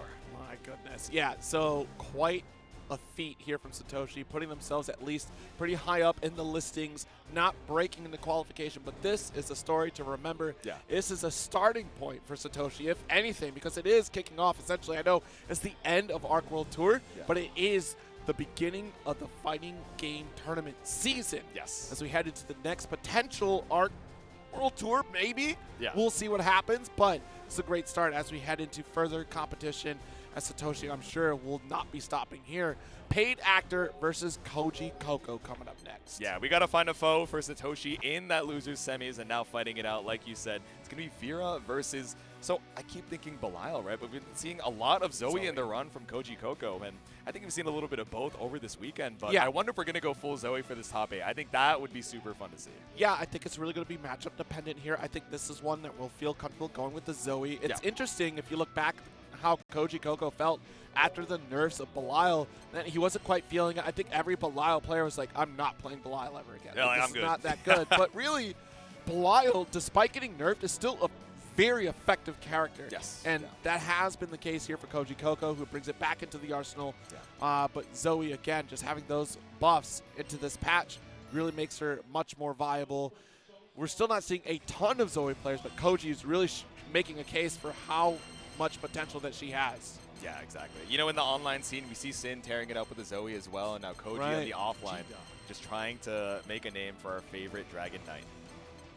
Of course, paid actor bringing a lot of hope for Vera. I mean, Vera's kind of been that silent assassin in terms of the patch benefits with that alt Luminaria change, being able to corner carry, being as, honestly, the corner carry just as effective as what Catalina's corner carry is. Yeah. It's just so strong, and the damage output alone. Yeah. Like the same function as that Catalina, 236U, right? That fireball that it hits, you see the blue flash, you're like, all right, I'm seeing the corner, right? Very similar situation for the ultimate, Lumi summon. You're like, all right, I'm going to be up against Vera in corner pressure as we speak. But let's check our buttons real quick. Of course, that Jita is not what Koji Koko is going to be rocking for this loser's side quarters. Oh, imagine though. All right, that would be kind of dope. Koji could. That's the thing. Koji is well versed in most of the cast here. Not just a one-trick pony off the Nier of many years ago. Exactly, yeah. It's been 2 years of this game. Dude, things have changed so much. Even seeing some of the runbacks that we saw, in top 8 from last year and those, losers top 24 qualifiers, and just seeing how like the scene, the landscape, and even the playstyles have evolved from so many of these players. But these players are heading back on into it once again. Losers quarters. We're locking in the Zoe for game 1. It's Paid Actor versus Paragon's own Koji Koko. Round start is going to be so terrifying here because, again, you run into the same situation for Vera each and every time when she goes up against a projectile character. How do I close the gap and prevent projectiles from paving the way here? Yeah. We already get close quarters. Yeah, nice it down. Slash, you have to get the pickup off of the 2M. Basically almost coast to coast. Stepping on the beach as we speak. Zoe dressed for the occasion, but keeping the pressure up here with the L Dragon. L Dragon 6XL, L Dragon 6XL, 50% down from Paid Actor, and a big L on the throw whip to find a 2M punish. Actually, wrap this up. Yeah. Well played for Koji Koko. Caught in the back foot at round start, but Paid Actor. Oh, you believe? I actually thought that we were going to die there off of the link from Special, but 6XL finishes the job. Paid Actor, unfortunately, having to figure out a way to fight back out of the corner. Yep. DP was available. We don't get to see too many DPs from Paid Actor. Pretty conservative on that reversal. Ooh. Okay, caught you. We've been seeing a lot of those resets and staggers from close L's, so just going to send out the early challenge and we safe jab the DP as well. I spoke it into existence. That's my fault. I said, oh, the defense is so patient. The player's always trying to prove us wrong. We refill on the weapon gauge, too. Ooh. Outside the range for throw. Opportunity for Paid Actor. Okay,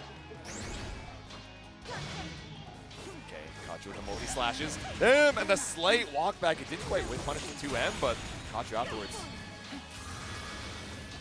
Still trying to whittle away. Trying to shimmy a little bit to see if you can get Koji Koko to bite. Yep. Ooh. Okay, kept your turn. Blocked out the Brave counter. Oh, but that's not what we need. Paid Actor minus in Koji Koko's face, and with those double diamonds, the H spinning slash takes game 1. Another walk in the park here, it looks like, for Koji Koko. It's like, I've been here before. I know how this feels. Exactly. You see the slight smile, no change in the expression. He's like, all right, man, it's another day in the office. Okay. Spot dodge here. Dash light. Yep. Got with the Dust Loop combo. Yeah, we go for the Ultimate Dragon. We're so far away from killing, so let's get that refund. Watch it. I spot dodge again on the medium, but look at the threat that Koji putting out here with medium. Yeah. Because what are we looking for Vera here, right? It's 6XL, maybe a 2M to try and catch an approach, and maybe a 2-4H for really trying to look for a whiff punish like that. So Koji just holding down that space with far H. Nice block of the dash up. Yeah. You're also trying to dissuade the Vera player from going for that 5U interaction. Yes. Very rare from Paid Actor, but that is still a threat you want off the table. Yeah. Oh, clash throw. Ah, there we go. You're trying to look for a Brave counter there off of the clash. Or it already buffered, right, 5L into Raging Strike, but didn't react in time to the clash, so Koji comes out on top. Sometimes the corner panic takes over, where you're not fast enough to go for the throw tech or a DP if you do have one to try to challenge that rock, paper, scissors scenario. Exactly. Ooh, there we go. Finds the whip punish 6-6M that maybe we were trying for out of the corner. Ooh, it didn't reach! Things looked a little suspicious with that dance as Koji took a back step away to get the whip punish. He said, I'm good. We found the punish with Paid Actor off that far L, but really awkward at that tipper range. Especially off the airborne hit, but far M brings us back to the mid-screen. bit of a pushback, dash light. Wow. Yeah. No anti-air, wasn't ready. Walk it out, playing this dance by the beach. We've seen that Koji's not afraid to show a mash here or there, and finally lets it rock after the 5th 6-6L. Crumble state, tons of damage opportunity if we decide to spend, and we do.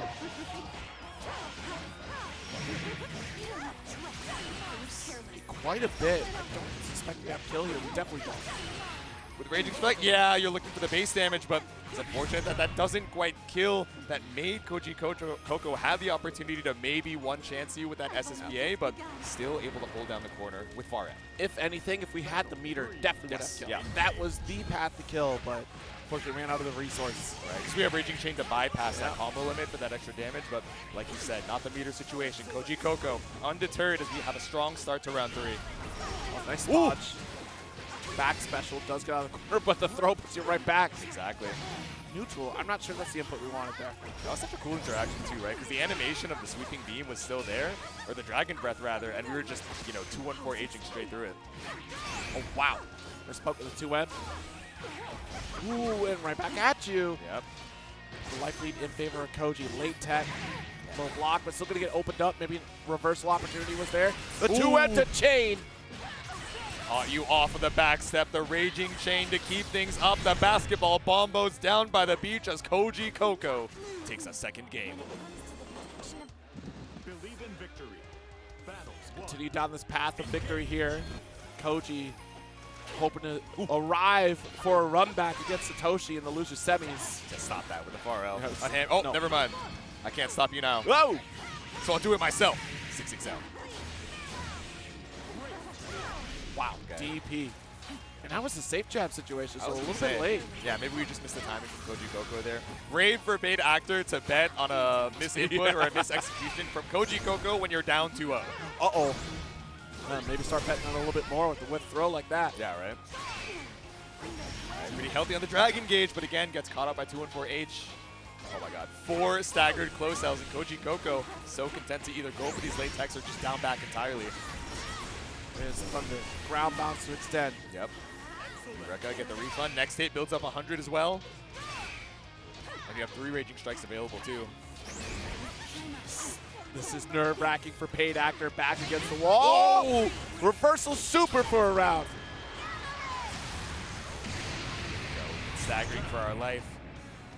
Koji Coco putting paid actor on death's door. Learn. Stay vigilant. Is this it for paid actor? It's a long road ahead. We got to make something happen here and now. Yeah. Otherwise, Koji will look comfortable in the top 4 scenario. Dash light. Oh, boy. There you go. Combo limit. Reset the lightning. Just keep it simple. A couple of close L's. And again, we're trying to bait out that Raging Strike, or the Brave counter rather, from paid actor. Open area. Sends out. Pushes for corner. Yep. Bro. This is nuts. We've not seen paid actor install at all in exactly. this top 8. It's like you want that meter so much, either for these ultimate slashes or the 2-1-4U to try and jump scare from the mid screen, or even the ultimate Luminaria to corner carry out of the East Coast corner right now. So spending 100 of those, you could have 2 ultimate skills is so scary of a prospect. Ooh, there we go. Speaking of, there we go. We got the ultimate Luminaria, and even with the meter penalty, we still have another 2-2U, a Raging Strike for a little bit of extra damage, but it's not necessary as paid actor stays alive 1 more round. Here we go. All it takes is one opening. And a way to capitalize paid actor. Battle 3. Engage. Final round, see if we can put a point on the board. Yep. Ooh. There we go. 1 out of the 6XL war. Didn't really get any special cancels, but it's all good. A little bit of space, and it's fought right back by Koji Coco. Straight to the corner again, losing out on these clash situations. Oh no! So quick! The Tried to handshake. protect the whiff, yeah. Launcher spends for the ult. Next interaction, guaranteed kill. Exactly. 1 touch. So Brave counter out. Koji Coco not committing to the bait. 100 meter available for an SSBA. You still need a couple more good touches from paid actor. And we've been unafraid to mash out with the 2L and the 2M, and that could be lethal for Koji Coco. 2L, pull up, and once again the basketball bombos down by the beach to take paid actor out. cash out the check. The 3-0 for Koji moves him on to loser semis. This is nuts. Congrats to the advancement of Koji Coco. Big ups to Paid Actor for a phenomenal performance this weekend. Yes. But chat, I got to bring you in for a second on this What's up, storyline. what's up? This storyline I'm is leading going to it. get crazy. Top 4 scenario, all right? Obviously, next match, winners finals is Blue Sky Guy and Monarch. Monarch, pretty much locked in, all right? Yeah, exactly. Like, we're good, we're good, we're good. BSG has to play second or better. Depending upon how this turns out, we're in nightmare scenario for BSG right now because following up is going to be a set between Satoshi and Koji Coco. Now, Koji is probably gunning for that run back against Satoshi. So how dare you put me down here? I'm going to rise to the ranks. Yeah. Now, if Koji takes on Satoshi, and if BSG loses against Monarch, you have to fight your way through Koji Coco, who's already qualified, and then that ends your run. That is it. It's over. Exactly. You're either going up against an EVO champion in Koji Coco, or you're going up against Lowain. And not only any Lowain, but a Lowain that has had the absolute god run here at Frosty Faustings 2026. So you are trying to fight for your life. You're like, okay, I either need to gap Monarch and survive against the absolute bullet hell that is Matera, or I go down into the losers finals where it's like there is no matchup that I feel comfortable with, confident in. I'm fighting for my life with my heart on my sleeve. And it's as Vasaraga against Exactly. Matera. Like, this is you trying to walk things down against Monarch. Yeah. And look, anything could happen here. I know BSG has been chomping at the bit studying this matchup here. Yeah. But Monarch, as we know, the astute king of Matera, the zoning. The notes are locked in on deck. We'll see how this matchup turns out because this is it. This makes or breaks the bracket right here. All eyes on BSG. I'm telling you guys, I'm not trying to fanboy BSG right now. This is long overdue for BSG to try to take a victory at a tournament of this size. Yeah. Has done tremendous at first attack, has gotten plenty of points, got extremely good experience at Cygames Cup a couple weekends ago, but this is it. This is your final shot to qualify. Yeah, he's no longer this new challenger. Not to be confused with a Granblue player named New Challenger, but he's been through his reps, both in, online and, of course, offline, just traveling all across the world to get that experience, and now just wants that opportunity to truly prove himself on the biggest stage. Yes. And then on the other side, Monarch, a tenured fighting game competitor, showed up out of nowhere for the glorious return to qualify for Arc World Tour last year at Frosty Faustings. Monarch is here to give hell to Vasaraga right now. Exactly. Let's be real. It's like, I'm here to cause some chaos. I might as well. The victory on the side, even better. Health is a great resource here on the side of BSG, right? As we try to close the gap, armor certainly going to help out. We want to get as close to the corner as we can. We've seen these great conversions come out from BSG, but we've also seen that the patience of Monarch is nothing to be scoffed at here. Because Monarch has the mental fortitude of a Shaolin monk at this point. Like, it's nuts. Exactly. And Vasaraga, as the character is in a solid state, but, I'm thinking about you Instinction, right? Where this ultimate fireball used to be, so excellent. And it's still very good, especially when you're up against the corner. But that's not the issue here for Vasaraga, right? Having Matera up against the corner is not, a situation you needed more help in. It's getting in the first place. It's finding even a stray knockdown into Soul Forge without risking getting caught out with ultimate butterfly or having the, ultimate arrow knocking you out as well. Right. It's making your way to walk down to that corner. It's going to be so difficult. Let's see if BSG's got it in him as once again we head into our winners finals. Blue Sky Guy versus Con May's Monarch. BSG, certainly it's no secret. Definitely more of a heart type of player in a lot of interactions, right? Very calculated, but let's hope that the mental fortitude can hold out in this matchup here because there have been situations before in the past where BSG would come out like in a 2-0 scenario and then already get ahead of himself and be like, I've done this, but then suddenly the reverse sweep comes through. Let's see if that maintains here or if BSG has become a more mature fighting game competitor. Exactly. Have you been able to still some of those emotions, right? Especially as you had that momentum. It's so easy to start that pop off a little bit too early, but popping on through as we catch you with a slide. Now up against the wall, right? This is that win con for BSG. Are we going to try and escape? You have UDP, but of course, with that armor, it's so difficult to try and escape. We scoop you. Monarch probably already thinking of the next round. Down but not out. Full screen scenario here. Does get to chip away. Yeah. BSG, Soulforge. massive patience here. Yes. A massive health pool as well. Again, like you mentioned, that health is a resource, so even if we get caught out here by a couple stray hits on our tackles, it's not the worst thing in the world. Oh my god! The land, the empty jump, ultimate instinction, and ready for it as BSG takes round 1. You hear the meme sound of the 5! It was the bass drop too, man. It hit so good. Oh! No hit to be seen. Instead, it's a throw. Once again, Monarch back up against the wall. It's going to be a while until we build that 50 for UDP, but don't worry. That 5L is meterless, I say, as BSG just charges through. The damage. The damage. The Soulforge up. Command grab. The Damahe. Yeah, and you still got Soulforge as well. We're stomping on through, and it's not even going to run out before you find that kill. It's double Raging Strike. BSG, barely even a minute in that first game. No emotion. Yeah. BSG's locked in. Exactly. Doesn't care. Doesn't care. This He's is not like, what I'm he looking trained for. under the waterfall for 7 days and 7 nights. Like, he's chilling. Went in the hot tub on the second floor of the venue. I didn't even realize we had one, to be honest with you. I saw that tweet. I was like, I didn't know that was there. There is a pool. I don't know if there's a hot tub. I made it up. Oh, that's true. That's true. I believe you. You got the risk to do so, right? I have the chops to tell stories like that. And that's something that you kind of have to have as a competitor as well, right? Telling yourself in the middle, in the heat of the battle, I'm 1 game up, I'm doing well, but I need to make sure I'm still locked in every game as fresh as the first, and even if you're still ahead. Of course, you're up against Monarch, right? This absolute legend. Battle 1. Here we go. Game number 2. Monarch, I'm sure, was looking over the notes of how to approach. Oh, no. Bad spot to be. Could have been worse. Yeah. All right, spot dodge on the low arrow. Oh, didn't quite Soulforge all the way through. Wanted to go for the low swipe. Yeah. That's the reach, but now stuck in this corner. Massive life lead from Monarch. The tides have turned. Yep. Okay, set the low butterfly. Again, trying to bait on a throw tag or a raging strike as a brave counter, but nothing to be seen. BSG holding down back and going for the latest decks possible, maybe. Watch it. Oh, butterfly once again here. Rainfall. How do we get out of this corner? Just built 100. Oos. Big swing with the slide, but nothing found. That Soulforge just running out, so we bet it all on the EX tackle. Soulforge refreshed. Can't say the same for the HP, though. Time will tell as we get ever closer to that corner, threatening with the low swipe. Spot dodge the rainfall. We're close. Ooh. Whoa! Still has the quick recovery to get the 5L, another Soulforge charge, but misses the juggle. Yeah. This isn't a bad spot for BSG. Of course, you have the corner, barely any HP, so with 3 Raging Strikes available for Monarch and all that meter in the bank, you still might be able to kill off of a stray like Confirm.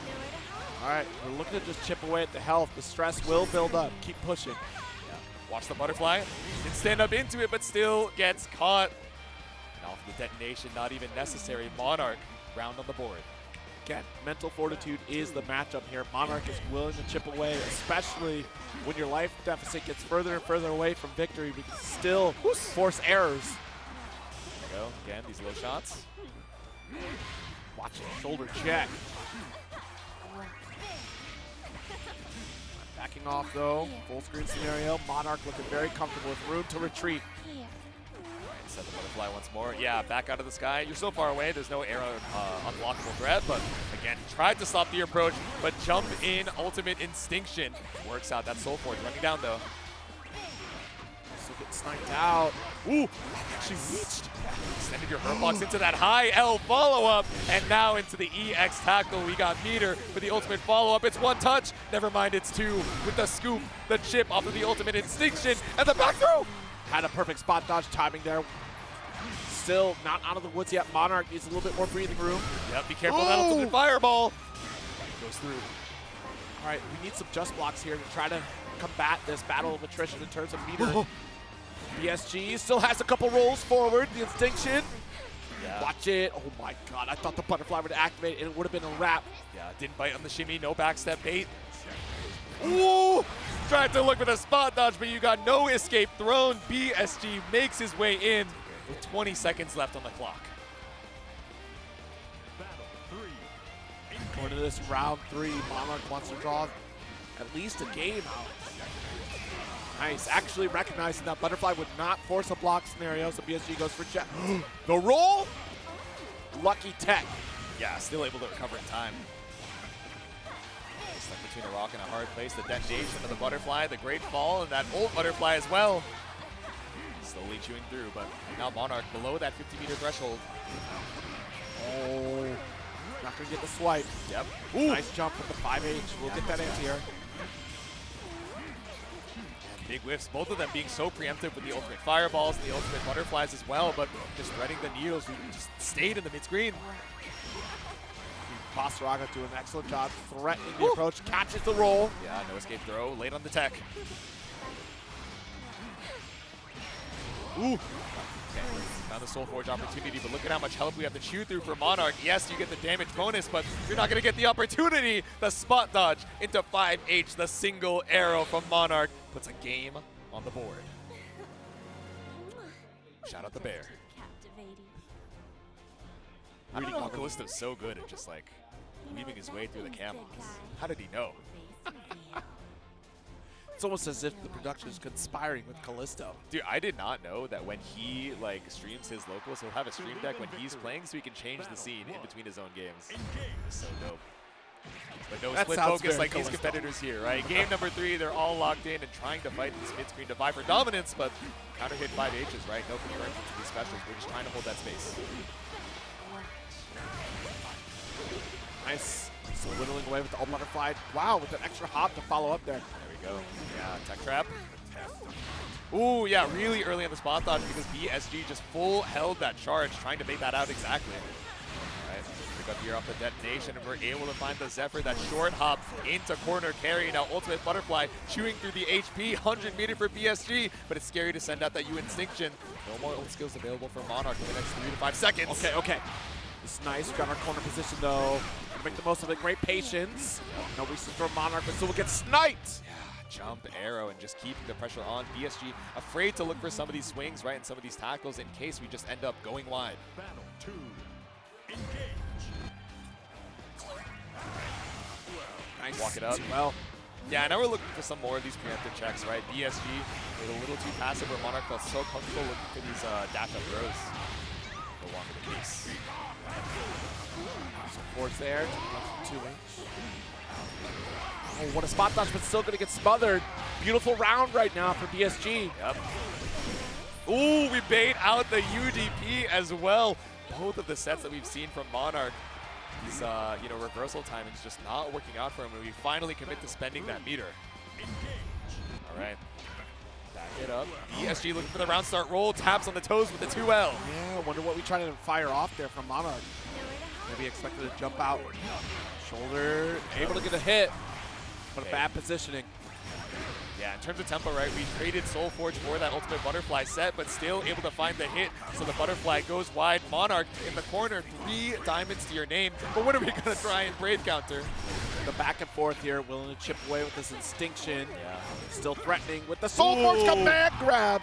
BSG is up 2-1 right now. Stepping on the beach, the double stomp into scoop, the double games, and just needs one more for this qualification. We can see BSG trying to steal his nerves, trying to make sure he doesn't get too ahead of himself now, knowing that Seoul, South Korea qualification is just around the precipice. Just has to win. Yeah. This one game. This is where, again, mental endurance is the theme of this set. Yeah. And it's going to make or break. We've been in this situation before. Historically, BSG will get on this precipice of victory and get a little ahead of ourselves here, but it's looking like a different BSG right now. Exactly. We've grown, we've matured, we've been through the ringer. Believe in victory. Calm, cool, and collected, right? The BSG of last year, maybe the BSG of like 6 months ago, was early popping off to the crowd and saying, I only got one more in me. He has not taken his eye off of that monitor. Water breaks, and now he's locked back in as Monarch mounts the defense. All right, don't get the low, that's a hit. Corner carry, great start for BSG. Spot dodge here from Monarch. 5U still available in the Soul Forge. Oh my goodness. Oh, okay, Monarch here on the stomp follow-up. Out of range for the Brave counter. It's all right, the snipe shut down his Soul Forge. Oh yeah, my tough god. break. Yeah, finds the 5U pickup as well, that short hop. Double low arrows. We noticed that Butterfly's out there, so we kind of just have to pump the brakes on our next action. Soul Forge active. There's an opportunity here if Monarch decides to give it, though. Look at the layering. Ooh, there we go. Reacted to the L follow-up and tried to take the turn right back, but didn't believe in the 2M, even off of the counter hit. We're still chewing through the HP. So much meter for BSG, and stops the ultimate skill startup. No, but it doesn't matter because the jump in is clean. One touch apiece as we dodge the ultimate extinction. Doesn't confirm into the tackle, and Monarch one more chance to live. No, waited so long. Oh my god! Oh my god! Please! The tech. Your food! No chip territory quite yet. We need one more touch of anything! And Monarch just barely staying alive with the fadeaway. 10 seconds straight of them both being one touch. Any blocked special was enough, but Monarch stays in it. What? All right. BSG at least aware of the anti-air attempt. Nice JM. Yeah, Too I was far to wondering if follow we were the gonna, go for the low shot to try and detonate the butterfly in time, but Monarch maybe just not reacting to the jump in as quick as he needed. Spot dodge, shoulder right through. Oh, stops the roll, and we have all the time in the world off of that crumple state to roll through and get the corner. All right, this victory is escaping BSG right now. Denies the startup of an Instinction. Denies the startup of a command grab. Yeah. I mean, this game has gone all Monarch so far. Every time we're looking for these ultimate skills, get stopped in your tracks when it matters the most. Monarch ties it up. This is the moment you take a breather here because that ran away from BSG. Yeah. Like, quite literally.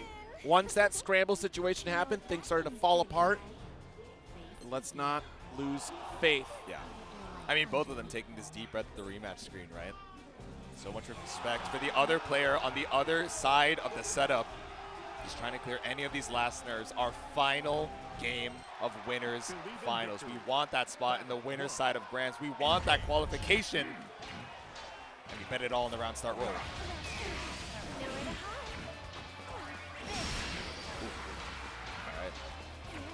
The EX low cougar shot ends up winning out here to push BSG to the corner. Way more 5L coming from Monarch in this round. I mean, excellent disjointed hitbox, recovers so quick, so now we're just trying to play that preemptive game, right? We give up a little bit of that full screen coverage, but now we go right back into it. Monarch shooting away.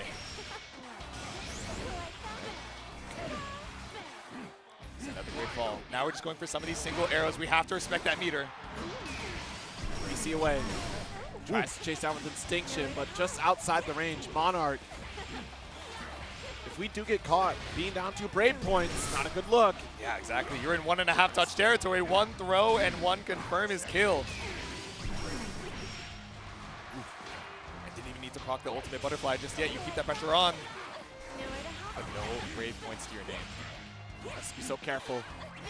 BSG taking our time, does get the low swoop. Doesn't disappear on hit, and we get the detonation as well. The wake up 2M mash as Monarch now on set point. All right, I hear the crowd cheering on PSG. They want to see final game, final round. They don't want to see it end here. BC away. Nice. Savage Rampage. The challenge, the hop. Yeah. Slight delay on those double hits to make sure we can get that L follow up and that back throw. Oh my god! He doubled down with the ultimate command grab. That great Scythe Grinnet to put Monarch into the corner. And we charged through, but we ended up getting caught in the detonation. So tricky off of the scramble, but Monarch still rough on HP. Has to respect the butterfly here. A minor life lead right now. Backdash. You backed yourself into a corner, though. Lots of meter. Good roll. Scary stuff. Getting found off of the jump in. Still half duration for that Soul Forge armor. 5L trying to oh my goodness, the spot dodge does get command grab. Instinction to keep you locked in the corner. What a challenge on the low. Now we put you in throw lethal territory, but of course you got to watch out for that detonation. Just goes for it immediately to chip through. 80 meter for PSG, one more touch. There's supposed to be Instinction there, watch it. Our chip is a factor, but we get around. That is the game. 3-2, Monarch locks in a grand finals position. Whoa. But you can even see the smile on BSG's face, right? I am seeing the character development time after time where maybe before that's the mental boom. It's damn, that was my chance. I was one round away from the qualification, but that smile knowing it was a damn good set in the winners finals, and you still have your chance as you get sent down into the loser's side. We're going to be watching that loser's semis to see his opponent. He knows he's down but not out, but Monarch in the grand finals winners side, that Matera all but inevitable. Absolutely. We might get a run back here, a repeat of Monarch, Frosty Faustings reigning champ. Yes. But, man, even still, if BSG had won, it's still anyone's tournament because, look, Satoshi in the background out here looking to potentially make a threat to qualify. We're getting this run back against Koji Coco, which Satoshi put Koji in losers. Will that happen again, though? Have we learned the lessons of the Lorraine Challenge? Yeah, let's see it. I mean, you had all of yesterday, right? You know, once we were done with that top 24, we had all the time in the world to look for casuals, you know, train up, see if we can get any advice from, you know, multiple Lowains around in the venue as well. So let's see if the training is going to be enough. If he, you know, even thought that he would be running into Satoshi one more time here on this top 8 stage for losers semis.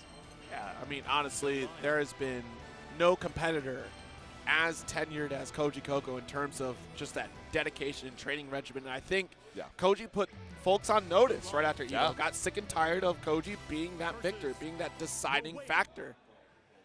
But, yeah, I mean, honestly, look at the level up of the community in general in NA. Just so many faces have really come up and shown out, has started to travel more and really explore just their skill set. We do see Koji warming up at Belial, so this might be the character spot here. Exactly. Chilling out, and Koji just seems so calm and cool and collected. He's like, all right, I already won Frosty Faustings last year. I'm looking far ahead for that Grand Finals run back against Monarch to get that double crown. But again, you still got to make it through Satoshi, right? And then even if you make it past that, it's BSG who wants that run back even more with that heart on his chest. It looks like the buttons are all good, and it looks like the Belial is staying in the back pocket. So we're hovered over the Zoe. Into the Lowain. That looks like it's good. Locked in here, going into our losers semis. Oh, man. Quite the story ahead of us here. Satoshi on the Lowain. Look, I'm sure Koji probably called all of Europe, said, listen, guys, I could use a hand. And Saki said, no, everybody, no, don't talk. There's so many Lowains in EU, man. And I thought it would just be like a region thing for so long. I watched Side Games Cup. I saw Tororo on that Lowain, and I knew it was the beginning of the bros. It's because of what happened at UFA. That's what happened. Exactly, yeah. He saw the vision. I can't stand it. He's like, hold on, I gotta become the bro myself. I was gonna say become the villain, but you can't bring it. They had Tunington out there saying, yes, dude, yes. I already know. I don't have the chat open, but I know he's going crazy in there. Let's see it. Losers semis once again. Paragon's on Koji Coco. Satoshi fighting it back out. Big swing. Spodge. Already threatening that position. First BC drawn from Satoshi. There you go. EX parry, but nothing found.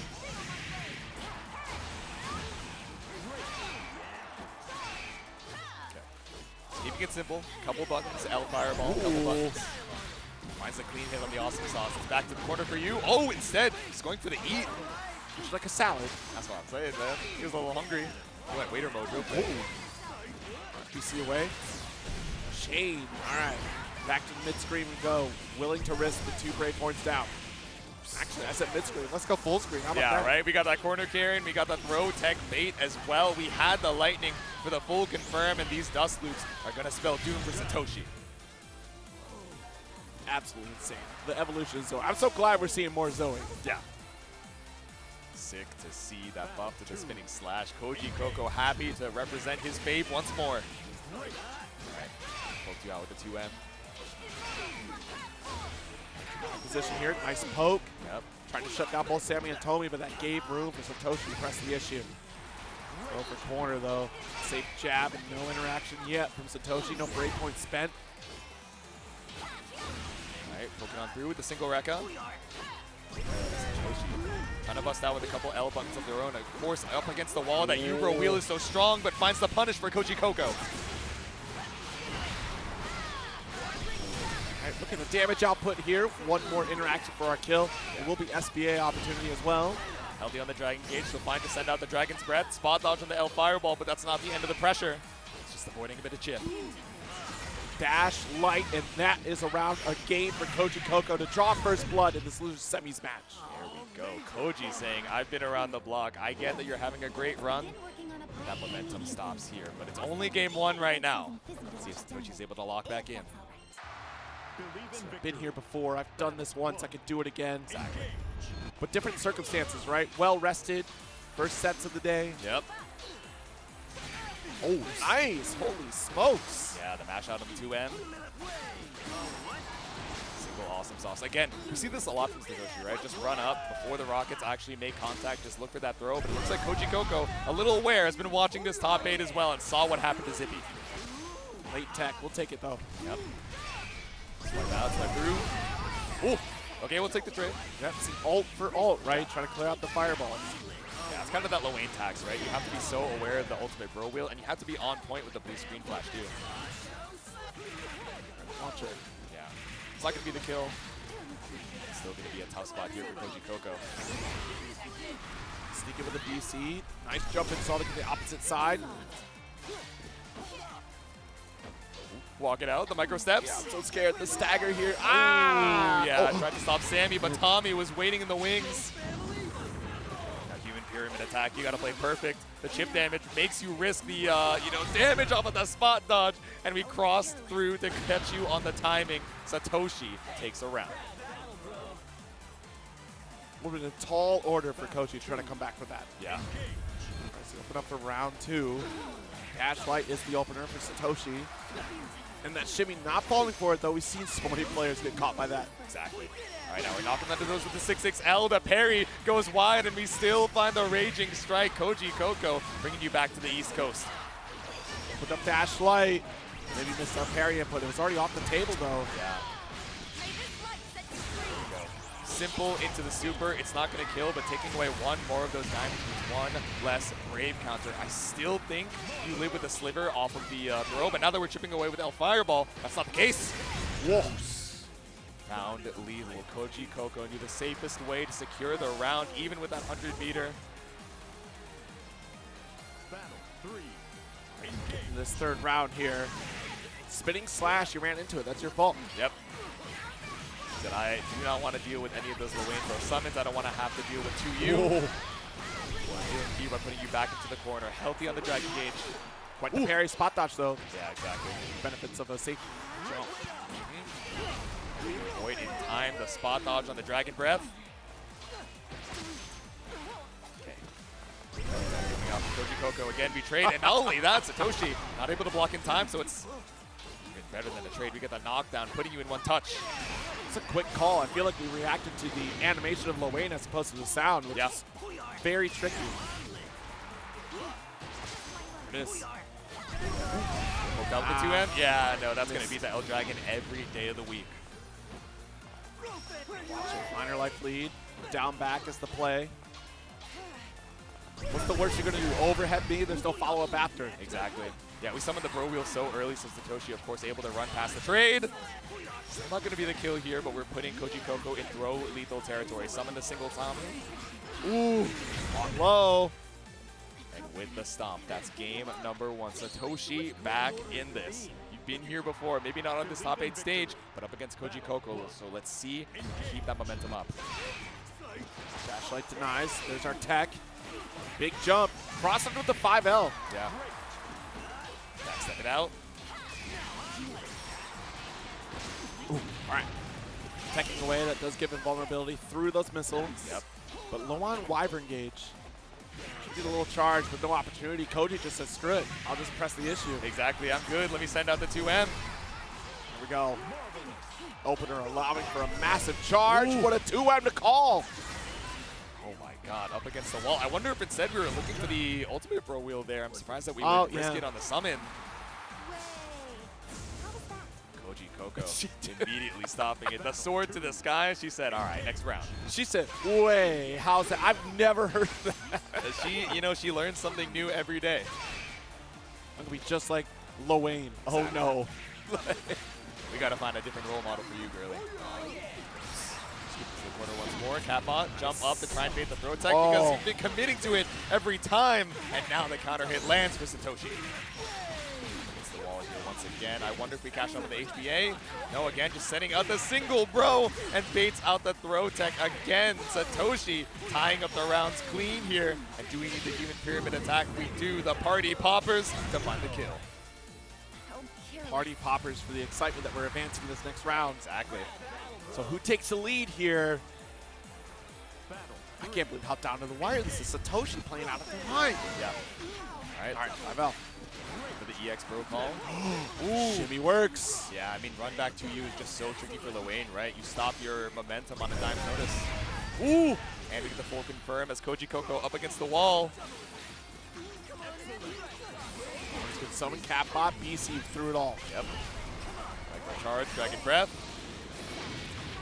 And look at that. Back and forth we go. It doesn't get a full converge, but the 2U opens up. This is a round for Satoshi. 2-1 lead. Wait a damn minute. And I mean, Satoshi, you know, we've been seeing so many of those cat missile interactions, right? And Koji Coco committing to the throw text, which I think can be so scary, right? At any throw point in Granblue, right? But specifically trying to go for it, I assume, so that we're not eating any of the, you know, plus frames off of the cat missile, like just entirely going through and trying to be in that even situation. But scrolling through the character select, I wonder if we're going back to old reliable. The Belial comes back out. Change the rules right now. He's like, I could change anything. I have I'm the control. master of my own destiny. I could go back to the main menu and change it to Japanese right now. But I won't. We're back over to the Coliseum, but Zoe retired to the back pocket. Now in game number 4, Satoshi 1 game away from the losers finals. Let's see if the Belial is going to be enough to swap up the story here. This is nuts. Absolutely nuts. But a testament to how much change has happened over the last year of Granblue. Yeah. Right, double punches with the Kappa. Sager backing away. Does not want to collide with that dash light. Yep. And we had so much space even off of the EX Felicia. Like, you know, we still had time to set up the Kappa. But Koji Coco had the 50 to find the side swap. Sam, nice stagger. Got plenty of damage off of this. No super, but oh, great safe jump setup. Yeah, tricky one at that. The up forward Goisha. Oh my god, and the Asmodeus with the cinematic also just goes straight through the bro wheel, even though it's such a good defensive option from Lwane against the corner. It does get a 5L to shut down at least one of the brothers. Yeah. Now we're looking for the button text here, right? Koji really does not want to risk that throw whiff in case we bait it, but now with a round on the board, Koji looking to tie up this set. Battle 2. Engage. Backing away. Whoa. That was a dash heavy startup. Yep. 6XL, run back, 6XL. Oh no! Thought we'd look for the throw, but instead it's that back run to you, the sweep from Satoshi. Oh, brother. Goes off the wayside, that DP. Full corner carry off of this one. Yeah. I was going to say, we had already started like pretty far out of the corner, so instead just going for the coast-to-coast route to make sure that we secure that wall. Does parry. No escape here for Koji. Does get the jump. What a throw bait for a round. Here we go. Set point. Satoshi keeping the run alive, but Koji down but not out. Battle 3. Engage. Cat Missile's just doing absolute work right now, but stops the summon in its tracks. Poke out. Nice. All right, well, late tech, though. A little bit of damage to Satoshi with no escape. Ooh, 5H denies Sammy Tomy. Exactly. Full follow-up. I mean, up against the wall, right? You have all the range that you need to get all 3 of those bros in tow and spend the super while we have it. We can chip out with the Goisha, chip out with the ultimate Asmodeus, and put you in throw lethal range. Right. Oh! Just a command grab, a perfect round, ties it up 2-all. You see that slight smirk. He's trying to keep in the emotion. Yeah, I read Meditations by Marcus Aurelius. There being it said, is. You know, you gotta let that Look at single him. smirk poke through. Why are you laughing? That's mad disrespectful. I'm watching your top 8 right now. Taking a second here, Satoshi. Still, even in the games that we're losing to Koji Coco, right, are still going down to the wire. Right. So final game in the losers semis. See how this plays for a stellar run of Satoshi. Oh, hello. What? Went a little wide.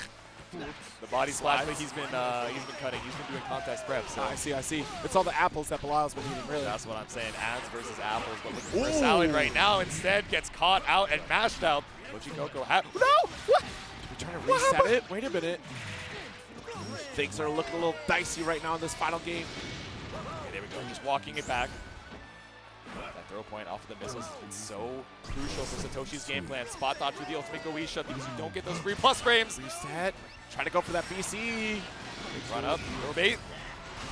BSC back. Yeah, because we jumped forward, now it's a little bit tougher for Satoshi. But Wow! I can't believe it. Spot dodging the dash H. We go for human pyramid attack. This should be almost certain. But Koji could survive. There's the chip. Ooh, yeah, maybe miscalculated a little bit, just thinking, okay, I can weather the storm. It's not chip damage territory just yet, but Satoshi not looking for any of these baits, just looking for that chip mate situation now, once again on set point. And it's one of those supers that if you mess the rhythm up, you don't dare try it again because you will get caught counter hit. Exactly. All right. Up to you. Spot dodge this time, though. Alright, got you for the spin. At that spacing, it's so difficult to try and challenge, but even though you caught with the 6-6H, the bros got your back. We're back to the mid-screen and spaced off of the awesome sauce, not able to find the backdash 5H shimmy that you wanted. Dash H, ultimate bros. Oh, that's a jail. That very dangerous. Could have been anti-air for Satoshi. He wasn't ready. There we go. We got the cold shoulder coming out from Koji Coco. Ult to extend as much as we can with the ult as Modius for extra damage. Yeah. Double ult link, no, but a little bit too far after the pushback. Now the clean hit, awesome sauce. Not going to do a ton of damage off of the starter, but we find the corner for Satoshi. It's going to be a while till you build that 50. Blocks the BC. Nice sneaky throw. There you go. Low wheel is a factor. Thank you, Sammy. Saves the day here. Full screen scenario. Sets up with a cat bot. Shimmy does not work. Koji down backs for his life. Exactly. That throw doesn't kill, but a throw bait does. SSBA for both sides and finds the confirm with the 6-6L. Ultimate DP to kill as Satoshi moves on to losers finals. Absolutely stellar performance. I can't imagine anybody had Satoshi at this position, but man, oh man, what an insane run. Has been, again, on the rise in online brackets. The job is not done. The threat remains. Who is going to get an invitational seat to ARC World Tour Finals? Will it be Satoshi? Will it be, at long last, Blue Sky Guy? Or will Monarch lock it all out and make a statement here this weekend? Yeah, it's terrifying, and there's still so much more Granblue action to be seen. I know you guys are ready and waiting. We got a quick break. Don't go anywhere. We got some more Granblue action right after this. All right, folks, it's Frosty Faustings, but this room is not chill at all. We are down to our final four for Granblue Fantasy versus Rising. This storyline has been absolutely nuts. We're about to get into this Losers Finals match, and it's looking pretty tight. Satoshi up against Blue Sky Guy. I mean, look at this run. Satoshi put Koji Coco in losers and then double jeopardy Koji Coco to knock him out. And that's it, right? So we're looking at any one of these players will receive an invite to ARC World Tour. Now, the one that stands to win the most is either Blue Sky Guy or Satoshi, depending upon who takes the dub today. Yeah. Satoshi has to win the whole thing. Exactly. Has to. BSG just needs to win this one match. Yeah. Monarch, already pretty well comfortable in the rankings. Yep. Doesn't matter what happens, but we could deny somebody's invited seat if Satoshi advances over BSG. Exactly. Fighting out for that final spot, whether through points of the Platinum qualifier or for just love of the game to take that #1 spot home. BSG was watching that losers semis with bated breaths, either running into the Evo champion on Belial/Zoe or running into the Luane, who has been tearing it up, not only just in this top 8, but this entire tournament run, taking names and making a name for themselves as well. As we head on into it, it's our losers finals, BSG versus Satoshi. I can't believe it. This is nuts. This has been quite the run for Satoshi on the Luane. An online warrior now solidifying a position here in the best performance they've had at any offline event. Yep. This matchup can be a little dicey, of course, but Faustings has some armor to really kind of handle some of the Sammy and Toby shenanigans. Yeah. I can only imagine this is still pretty annoying for Faustings, Oh, as yeah. you're kind of alluding to, right? It's like, okay, we have some options, but especially with that back run, just making it so tricky to chase them. Even with Ultimate Instinction, some of the tackles to try and, you know, make our way in and space out for plus frames, we finally got our Soul Forge. It's so scary even just to get there. Satoshi takes his turn. Get back over throw. here. All right. Look at this. You got me. All right, guard crush through. Gonna block low. Nice call out here from BSG. Tech. Walk it out, U-skill for U-skill. Again, everyone is so aware of the low aim tag. Save your 50 so you can react to that blue flash. This is what Europe has done to us. Exactly. Alright, nice. Actually, going to get both Sammy and Tomy with an awesome sauce. Then with throw, bad news bears with Blue Sky. Exactly. Satoshi, it will put you in that HP. I think with the Boss Rocket HP, you're in throw range after this. Definitely not lethal. Going wild for that HPA, the human pyramid attack, the spot dodge on the ultimate extinction, and Satoshi takes round 1. That's so smart because the setup is there. You already have that life lead. So you let Sammy and Tomy do the job, force the opponent to make the decision, and then you just close it out right after. You're just waiting for the reaction. So spot dodge, 6XL to finish. Yep. Ooh, nice. There we go. And off of the slide as well, we're able to find the pickup with Hat missiles. Ooh! Double stomp, yeah, and off of the big swing. Didn't go for the L follow-up to catch that jump, so Satoshi able to bring you back into the corner with his L awesome sauce pickup. Come on in. Come on in. Come on in. Oh, God. Okay, that's not what I meant. That's not what I meant. That's too close. Too close. Get out. Leave. Okay. Run up after the missile. We're not going to bite on the throw bait, though. Run away. There's no running away from the savage rampage like that. Way. Did he say way too? He said way. Did he just big slash? All right, Catbot with the beam. Yes. Okay, able to run up and get the 6XL pickup. I think, yeah, off of this starter, it's not going to be enough to kill, but we set up the single punch. All right, that's some damage. Jay, oh, no, you had Raging Strike to confirm the kill. Bro. Don't let it be you. Don't let it be you. They did not let it be them. All right, Oh game 1, Satoshi. Dude, I'm freaking out. Dude. It's a whole new year, J2. Yeah. It's 2026 Granblue. So much has changed. We have to fight the way. Nah, oh. Willness, the yes. Willness The we've Willness, seen. yes. Wait a damn minute. We were talking about it at the top of the block. We had the cover illustrations from Games Cup, the beautiful Galleon sketch, and what people are terrified to see on the backside of that card is the Willness, and it looks like we're locking in. The Voss is not going to do the job. We need the 3-hit confirmed to kill. It's time for BSG to bring out the Willness for the one time in game number 2. This character, the monstrosity that is Willness. People fear this character because at all given times, you are in danger. Yeah. Literally at round start, you're in danger. 99 seconds, it's danger time. Oh, okay, wait. Slightly less dangerous. Trust me, chat. Trust me. Still dangerous. Still dangerous. Oh, jeez. Try to sneak in a throw there. But yeah, so dangerous because of the explosivity and damage at any given moment. We're looking at a back special, which is the volcanic knee that will really start things off, or an alt Hadron smash. Exactly. It's going to put you in the corner off of any of these hits.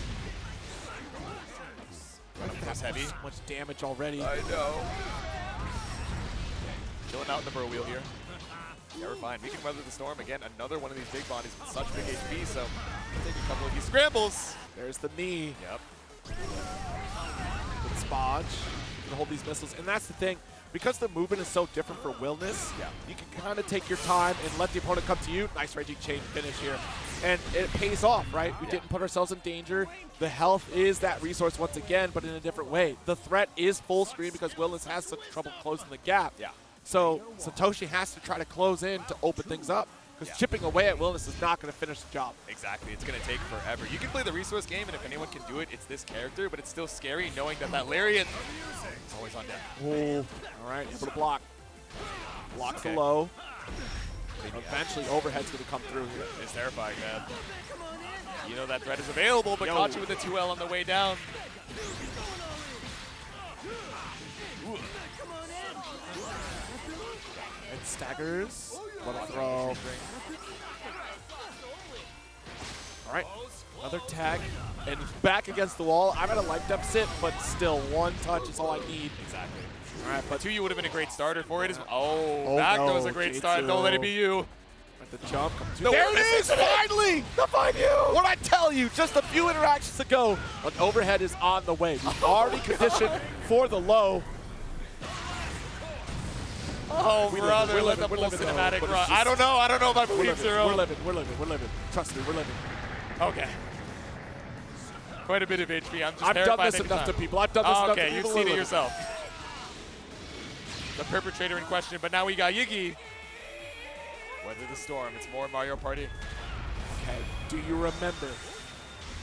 So So far from September, but so far away from sealing this round out. The shot! No, Too early! Okay, Chipped up. Oh, yes! Oh my God! He whiffed into the spot dodge and was ready for the EXDP. A game on the board for BSG. That interaction only doable because he got the late tech. Yeah. The late tech taking away the damage, guaranteeing a chip situation. So anything would have worked. We whiff. Yep. Don't worry, I got a DP right behind. Exactly. Jesus. One apiece here in the losers finals. Dash light. Oh, close heavy. Big counter hit opportunity. Yep. Oh, there we go. Caught out of the skies. Triple attack low, but the alt DP, get off of me. There we go. Just looking for a clean knockdown here. Oh. Yeah. Oh, so tricky. The fluttering feet. No, Fugitivo, 100 meter for Satoshi. He's got the champagne poppers rolling. Yeah, let the crowd do the job on that one. Cheering on Satoshi, another kill. Oh, man. If you are not awake watching this Granblue, I don't know, you might want to go to the hospital. Like, That's what I'm saying, man. Ooh. Yeah, tried to bet it all on the high parry, but caught up by the low. All right, nice flash. Shut it down. Big Hadron smash. Volcanic knee launcher. This is where the damage gets mounting. This is going to hurt. Oh, no setup either. Yeah, I thought we were going to reset after the air tech into high-low, but instead just going for strikes and throws. All right, massive life lead. Yep. BSG doesn't sweat quite yet on this one. An opportunity to eat here? No, we send up the single summon. Look at that, the Hadron goes with me. Quite the parry. Still scary for Satoshi, right? We got the knockdown, but it's still chip damage territory. Any hit kills, and you're out of the 50 now, too. Oh, JL. Yep. Rising buttons to stop Sammy. Watch it. And we're not going to rip it all quite yet. It's too obvious, but we might need to on this next interaction here. Yeah. Got out the perfect JL shot every again. time. Unafraid. Oos!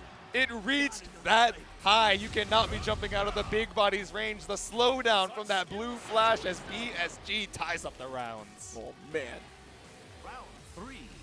Engage. Watch the knee. Every round start is going to be a Wilderness Volcanic knee, I That's what I'm promise. saying, man. Watch does miss the overhead here, so good situational awareness from Satoshi. Yeah, it's scary to go for these summons up against the wall, right? Because there's 2 U's, these 5 H's just end up swiping all the bros on summon. Right. Ooh, knee, slow motion. And air unblockable. A little bit too high to follow anything up after. Yeah, exactly. Still getting the corner carry, though. We find a close L starter. Body splash. Yes, but still, this is rocking because it's a grounded combo. Exactly. But look how little damage it does. I know, man. This guy got mad health. Still got 2 diamonds in tow, too. Oh, I'll see you next game, buddy. It's Satoshi with the raging strike. 2-1 over BSG right now. Look, if you got shimmy by a character that can't quite shimmy, you're getting cooked. I'm sorry. Like, you are mentally checked out. And Satoshi, pretty well aware of the scenario. Said I would never let that happen to me. But now back at the character select screen. We're able to get a game for the wellness. We're down to potential final game. What worked? The explosivity of the wellness or the comfort of the Vasaraga that we've been rocking for so long? I feel like the Wilderness is fine.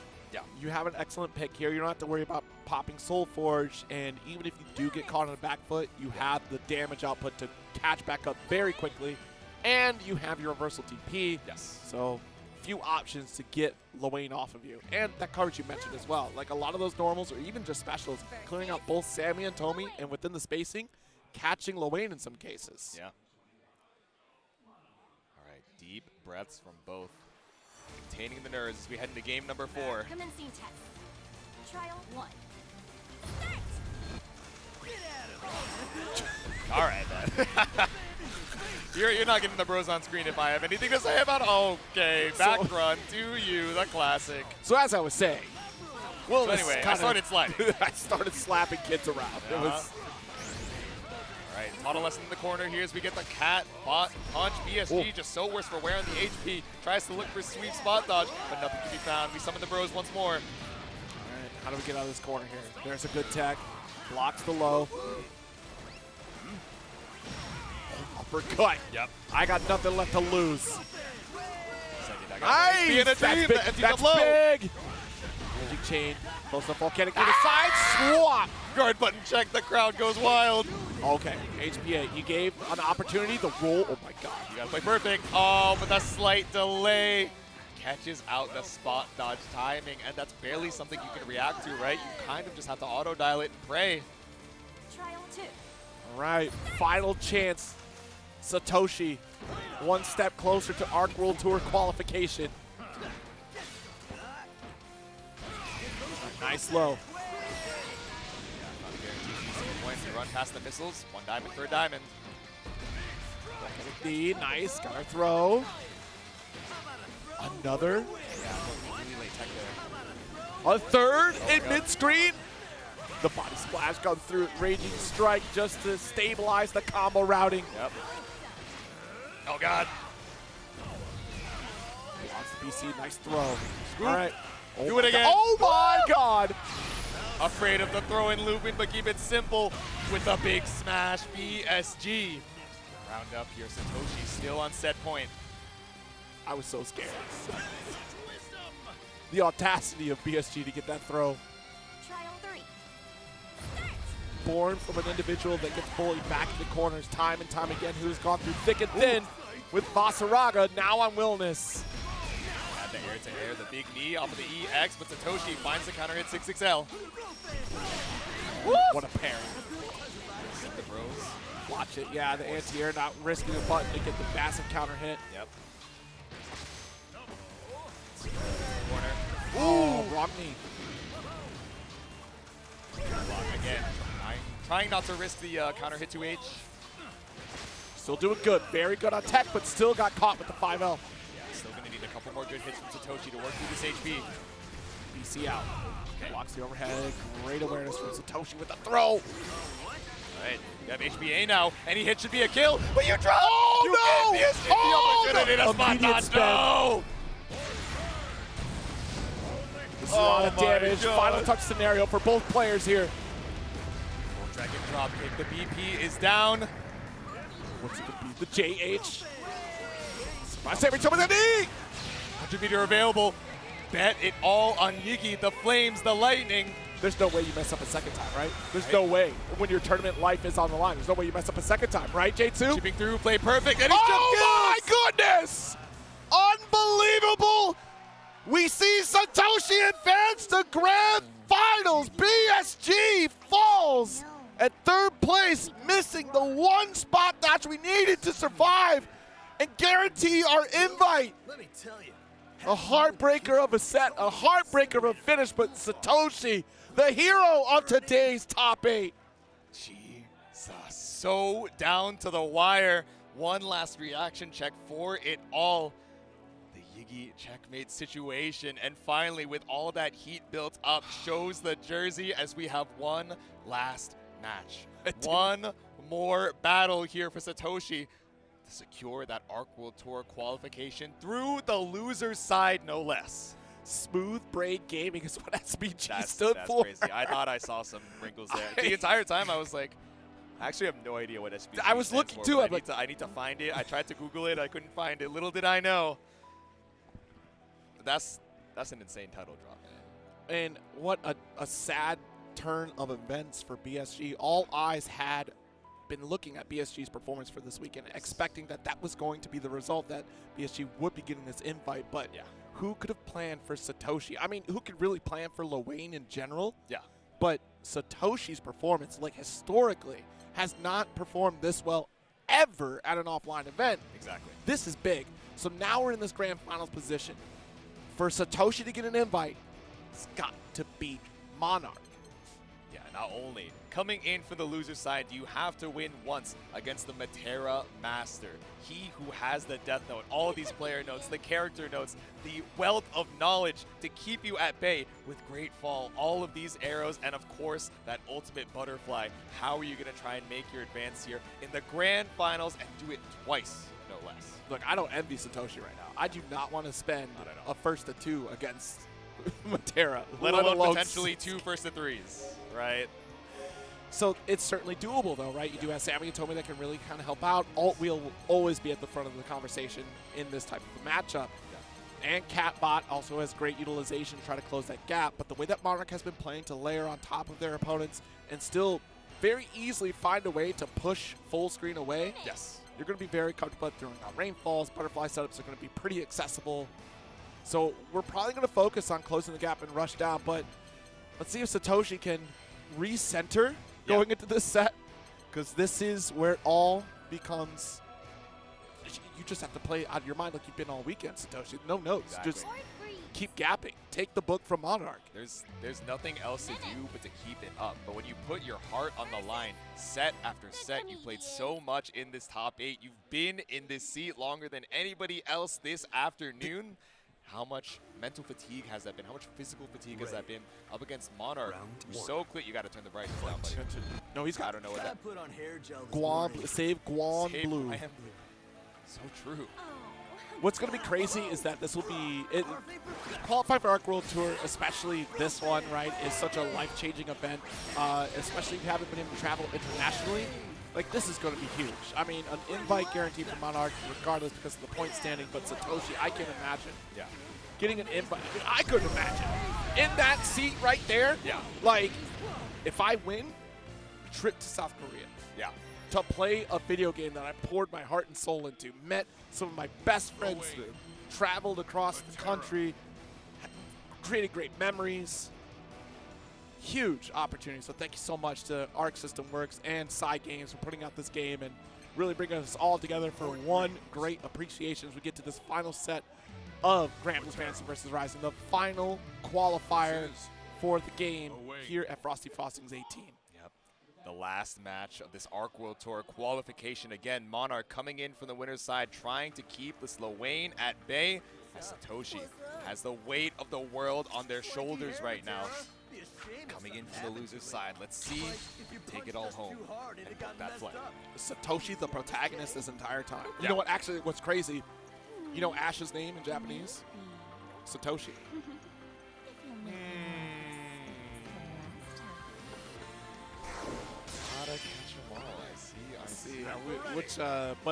Which season of Pokemon are we in for Satoshi this weekend here is the question.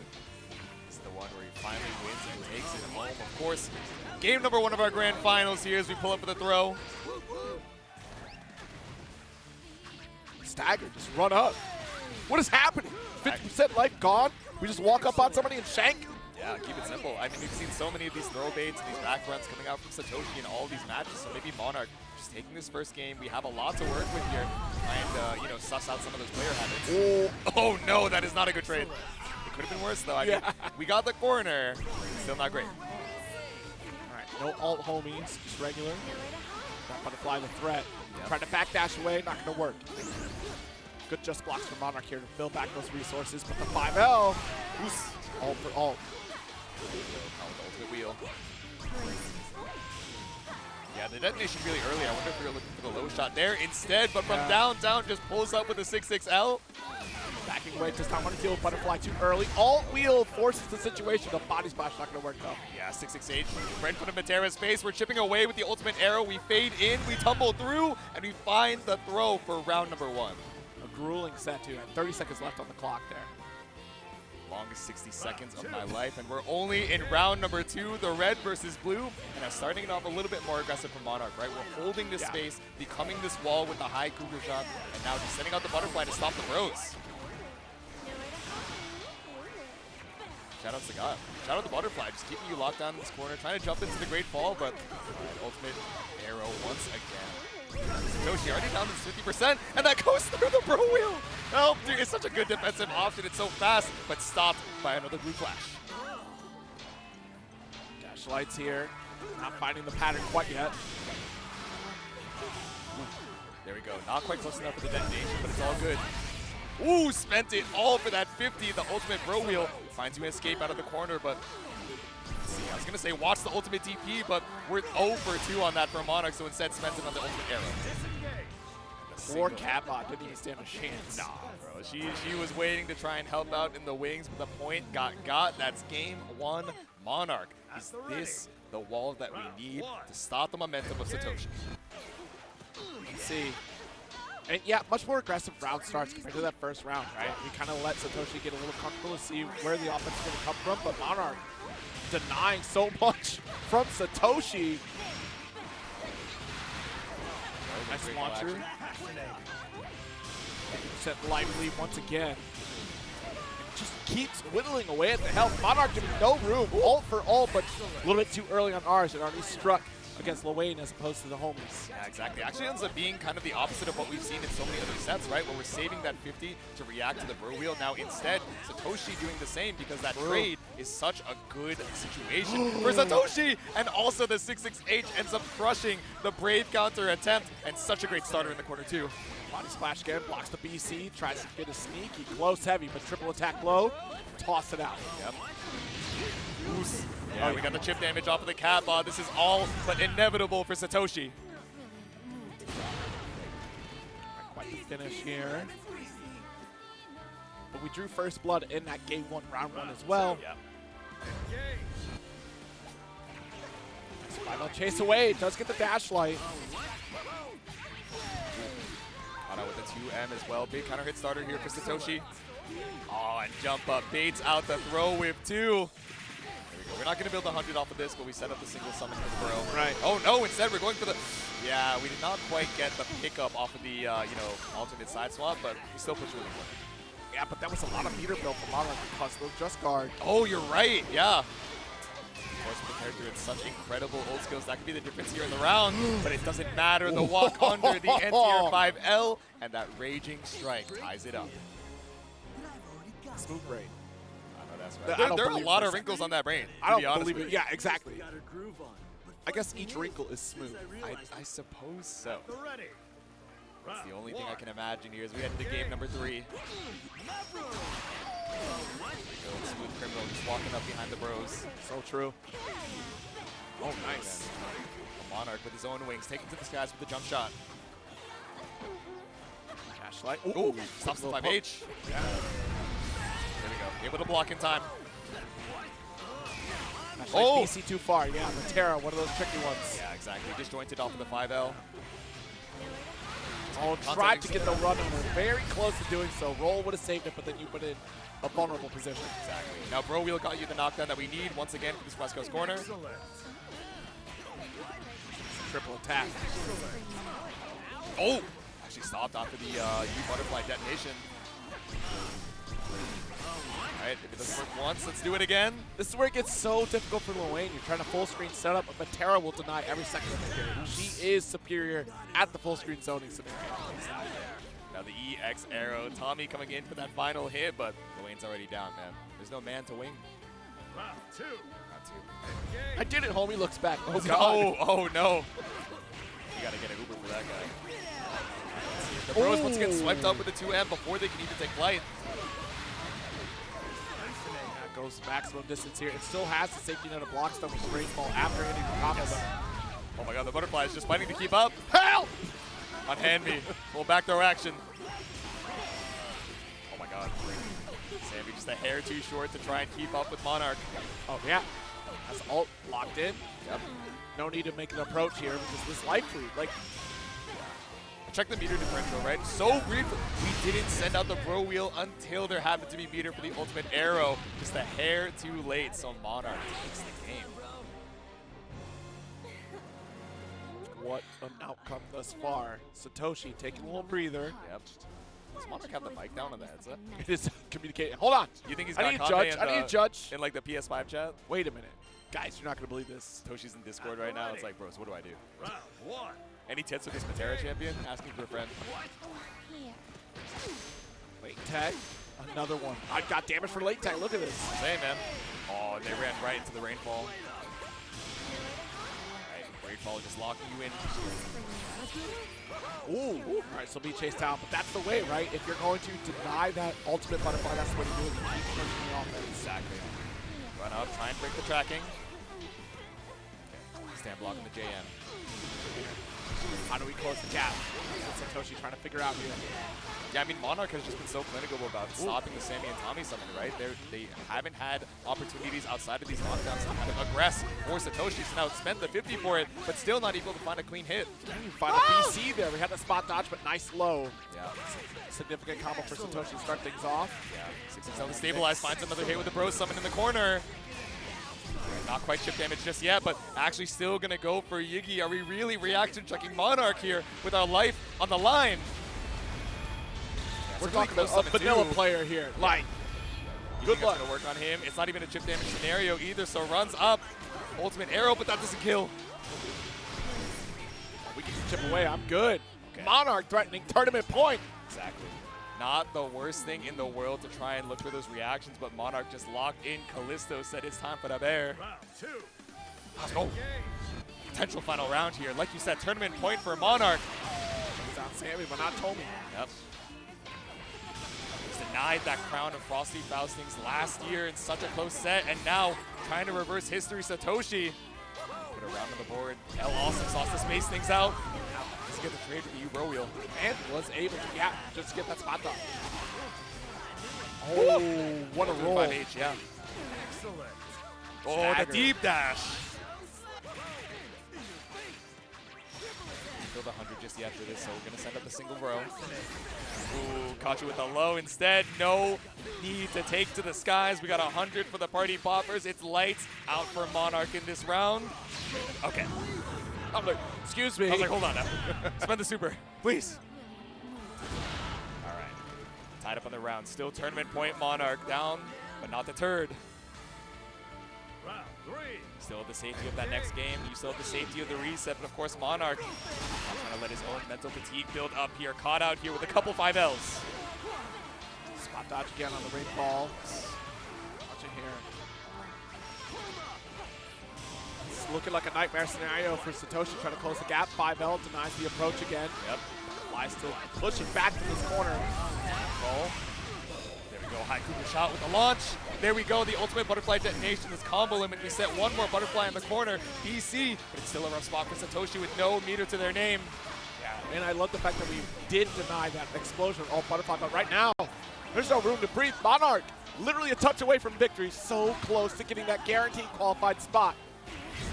Does close it out. That will do. Monarch succeeding and denying a brand new entrant to the qualified rankings of Arc World Tour. Monarch gains the invite through thick and thin, making a run back for Frosty Faustings appearances. Qualified last year at this tournament and doing it once again. There we go. Such a close second place finish last year, and now sealing the deal in 2026. But speaking of a close finish, Satoshi with an absolute run of a lifetime, taking name after name. After this, it's going to be hard to even call them upsets, right? With a performance like this puts you on the map. It doesn't quite put you on that flight to Korea, but still an absolute insane competitor with a stellar run. So Satoshi, you can't help but be proud of it, even with that second place finish. Exactly, exactly. I mean, quite the storied event here at Frosty Faustings number 18, the final Arc World Tour qualifier for Granblue Fantasy versus Rising. Locking in plenty of seats, making folks breathe a little bit of a sigh of relief now that the stress of the points battle is over. But this was the one bracket, right, that was so close. You had to achieve victory here if there was any hopefuls for doing it. And, yeah, it's well settled in. I mean, looking back at this top 8, Satoshi with the phenomenal performance here. Blue Sky Guy, the heartbreaker of the event, thought to have been the one to take it all, only had to achieve at least second place finish, but Monarch had something to say about it, and so did Satoshi apparently. And yet still, previously qualified champions, not in this top 8 and not in Arc World Tour qualification. So it's a scary time out here. Of course, all eyes on LCQ from this point on. There are a few contenders I believe are going to make the trip out there.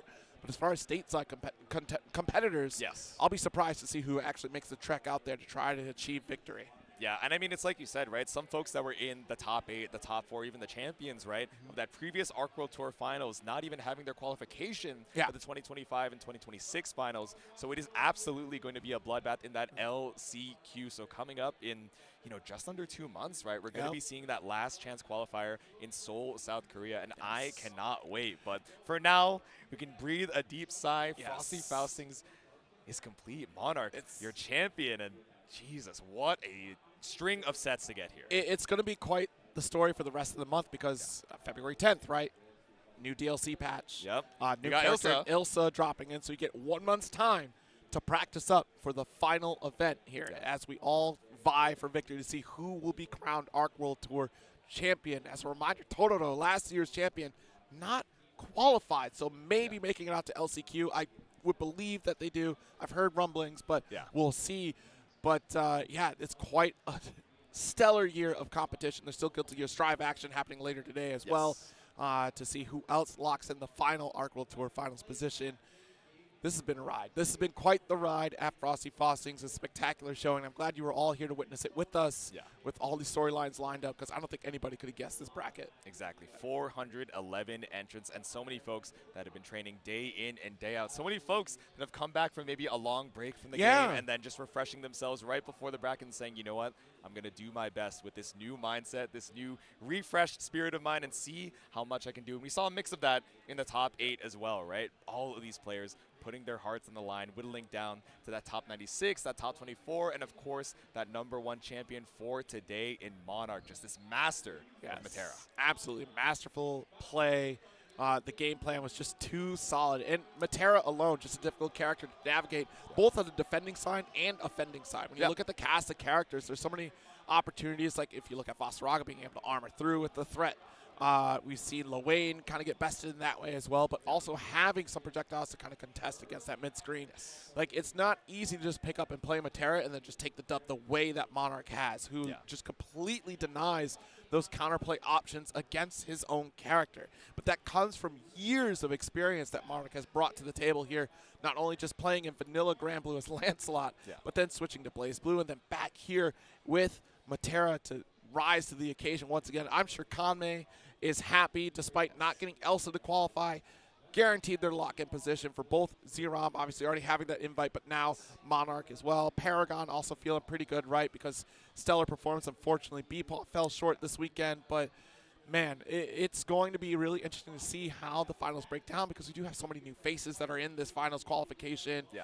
This was a much more international string of events as well, right? Like, you really had to travel outside the stateside here to try and get those qualifying points, and all the better for it because we got to see way more competition. Brazil has representation in the qualifying position this year as well as compared to last year, stolen by Riazo, which, hey, you know what?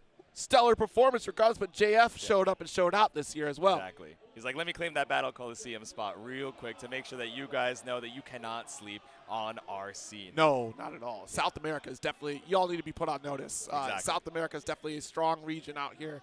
I'm glad we're seeing some of that representation and hoping for more, honestly. South and Central America definitely need many more opportunities than what they get. And with this change of silver events, right, that's been a stellar opportunity to really highlight those regions. Yeah, exactly. And it's been so sick to see, of course, you know, talking about February 10th, right? It's going to be interesting to see how folks kind of settle in with any changes that happen to come in with Ilsa. I imagine we're going to be a little bit, you know, conservative with some of these, like, big gameplay changing, you know, effects with the Arc World Tour Finals being right around the corner. But, I mean, who's to say, right? Maybe a small change could have such a big ripple effect in what we end up seeing in that finals. But, again, we have, like, a month and a half to really train things out and, you know, fix any errant muscle memory. By the time we get to that last chance qualifier, and that finals as well. Absolutely. Yeah, that's going to be the real shakeup. Like, how do they address any sort of changes that they end up making to the cast, right? Because there are certainly some ideas from the community that have been expressed loudly or quietly. But, yeah, it's interesting to see. And Cygames has always kind of made, like, that very fine-tuning as opposed to taking the sledgehammer to the entire game to see how things slowly adjust over time and let things settle. They're not quick to knee-jerk react to community perception because, I mean, honestly, if you look at how things have kind of turned out, right, like Versusia, one of those characters that was, like, adjusted over time because of her strength in being in all zones of the screen. One character, oh, shoot, who's the one that has not been touched whatsoever? Was it, I think it is Sandalphon. I think so, has not been touched since release or something like that. There's one that stands out. Like, Viram did an excellent job of, like, breaking down, like, every single character that has, like, that has not been touched or how long since the last time that they've been updated. Exactly, so kind of that change history. So it's going to be really fascinating to see because honestly I think that's testament to how some of these characters are just built in this game.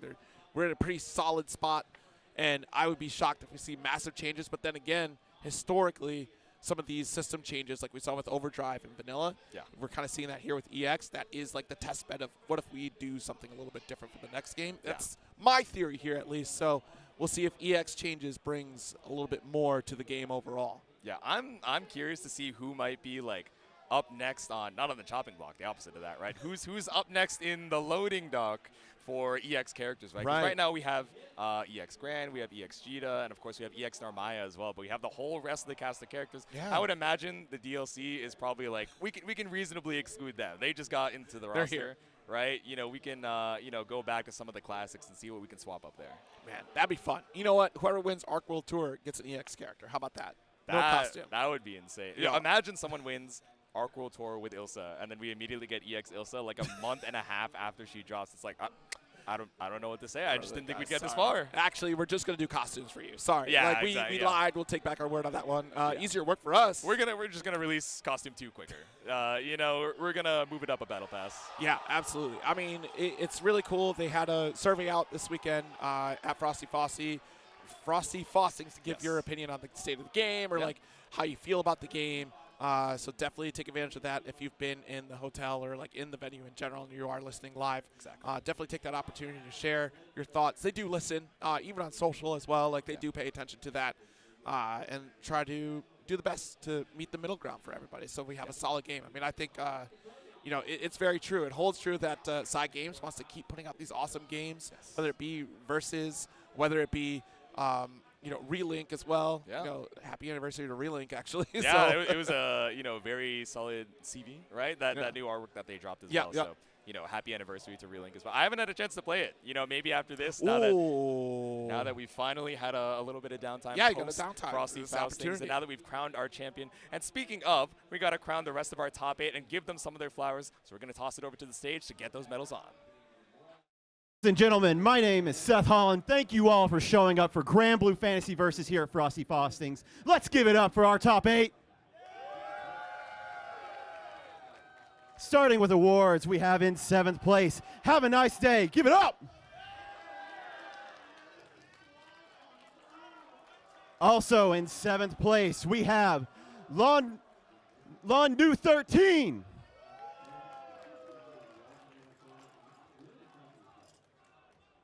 Tied for 5th place, we have Paid Actor.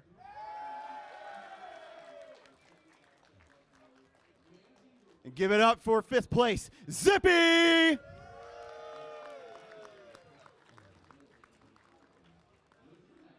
In 4th place, we have Koji Coco.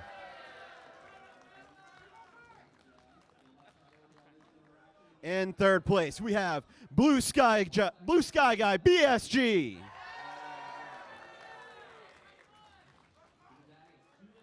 And give it up for your runner-up, our 2nd place, Satoshi.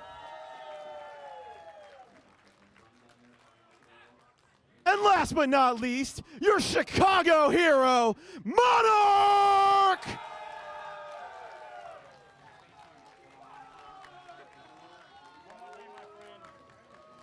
Thank you all very much.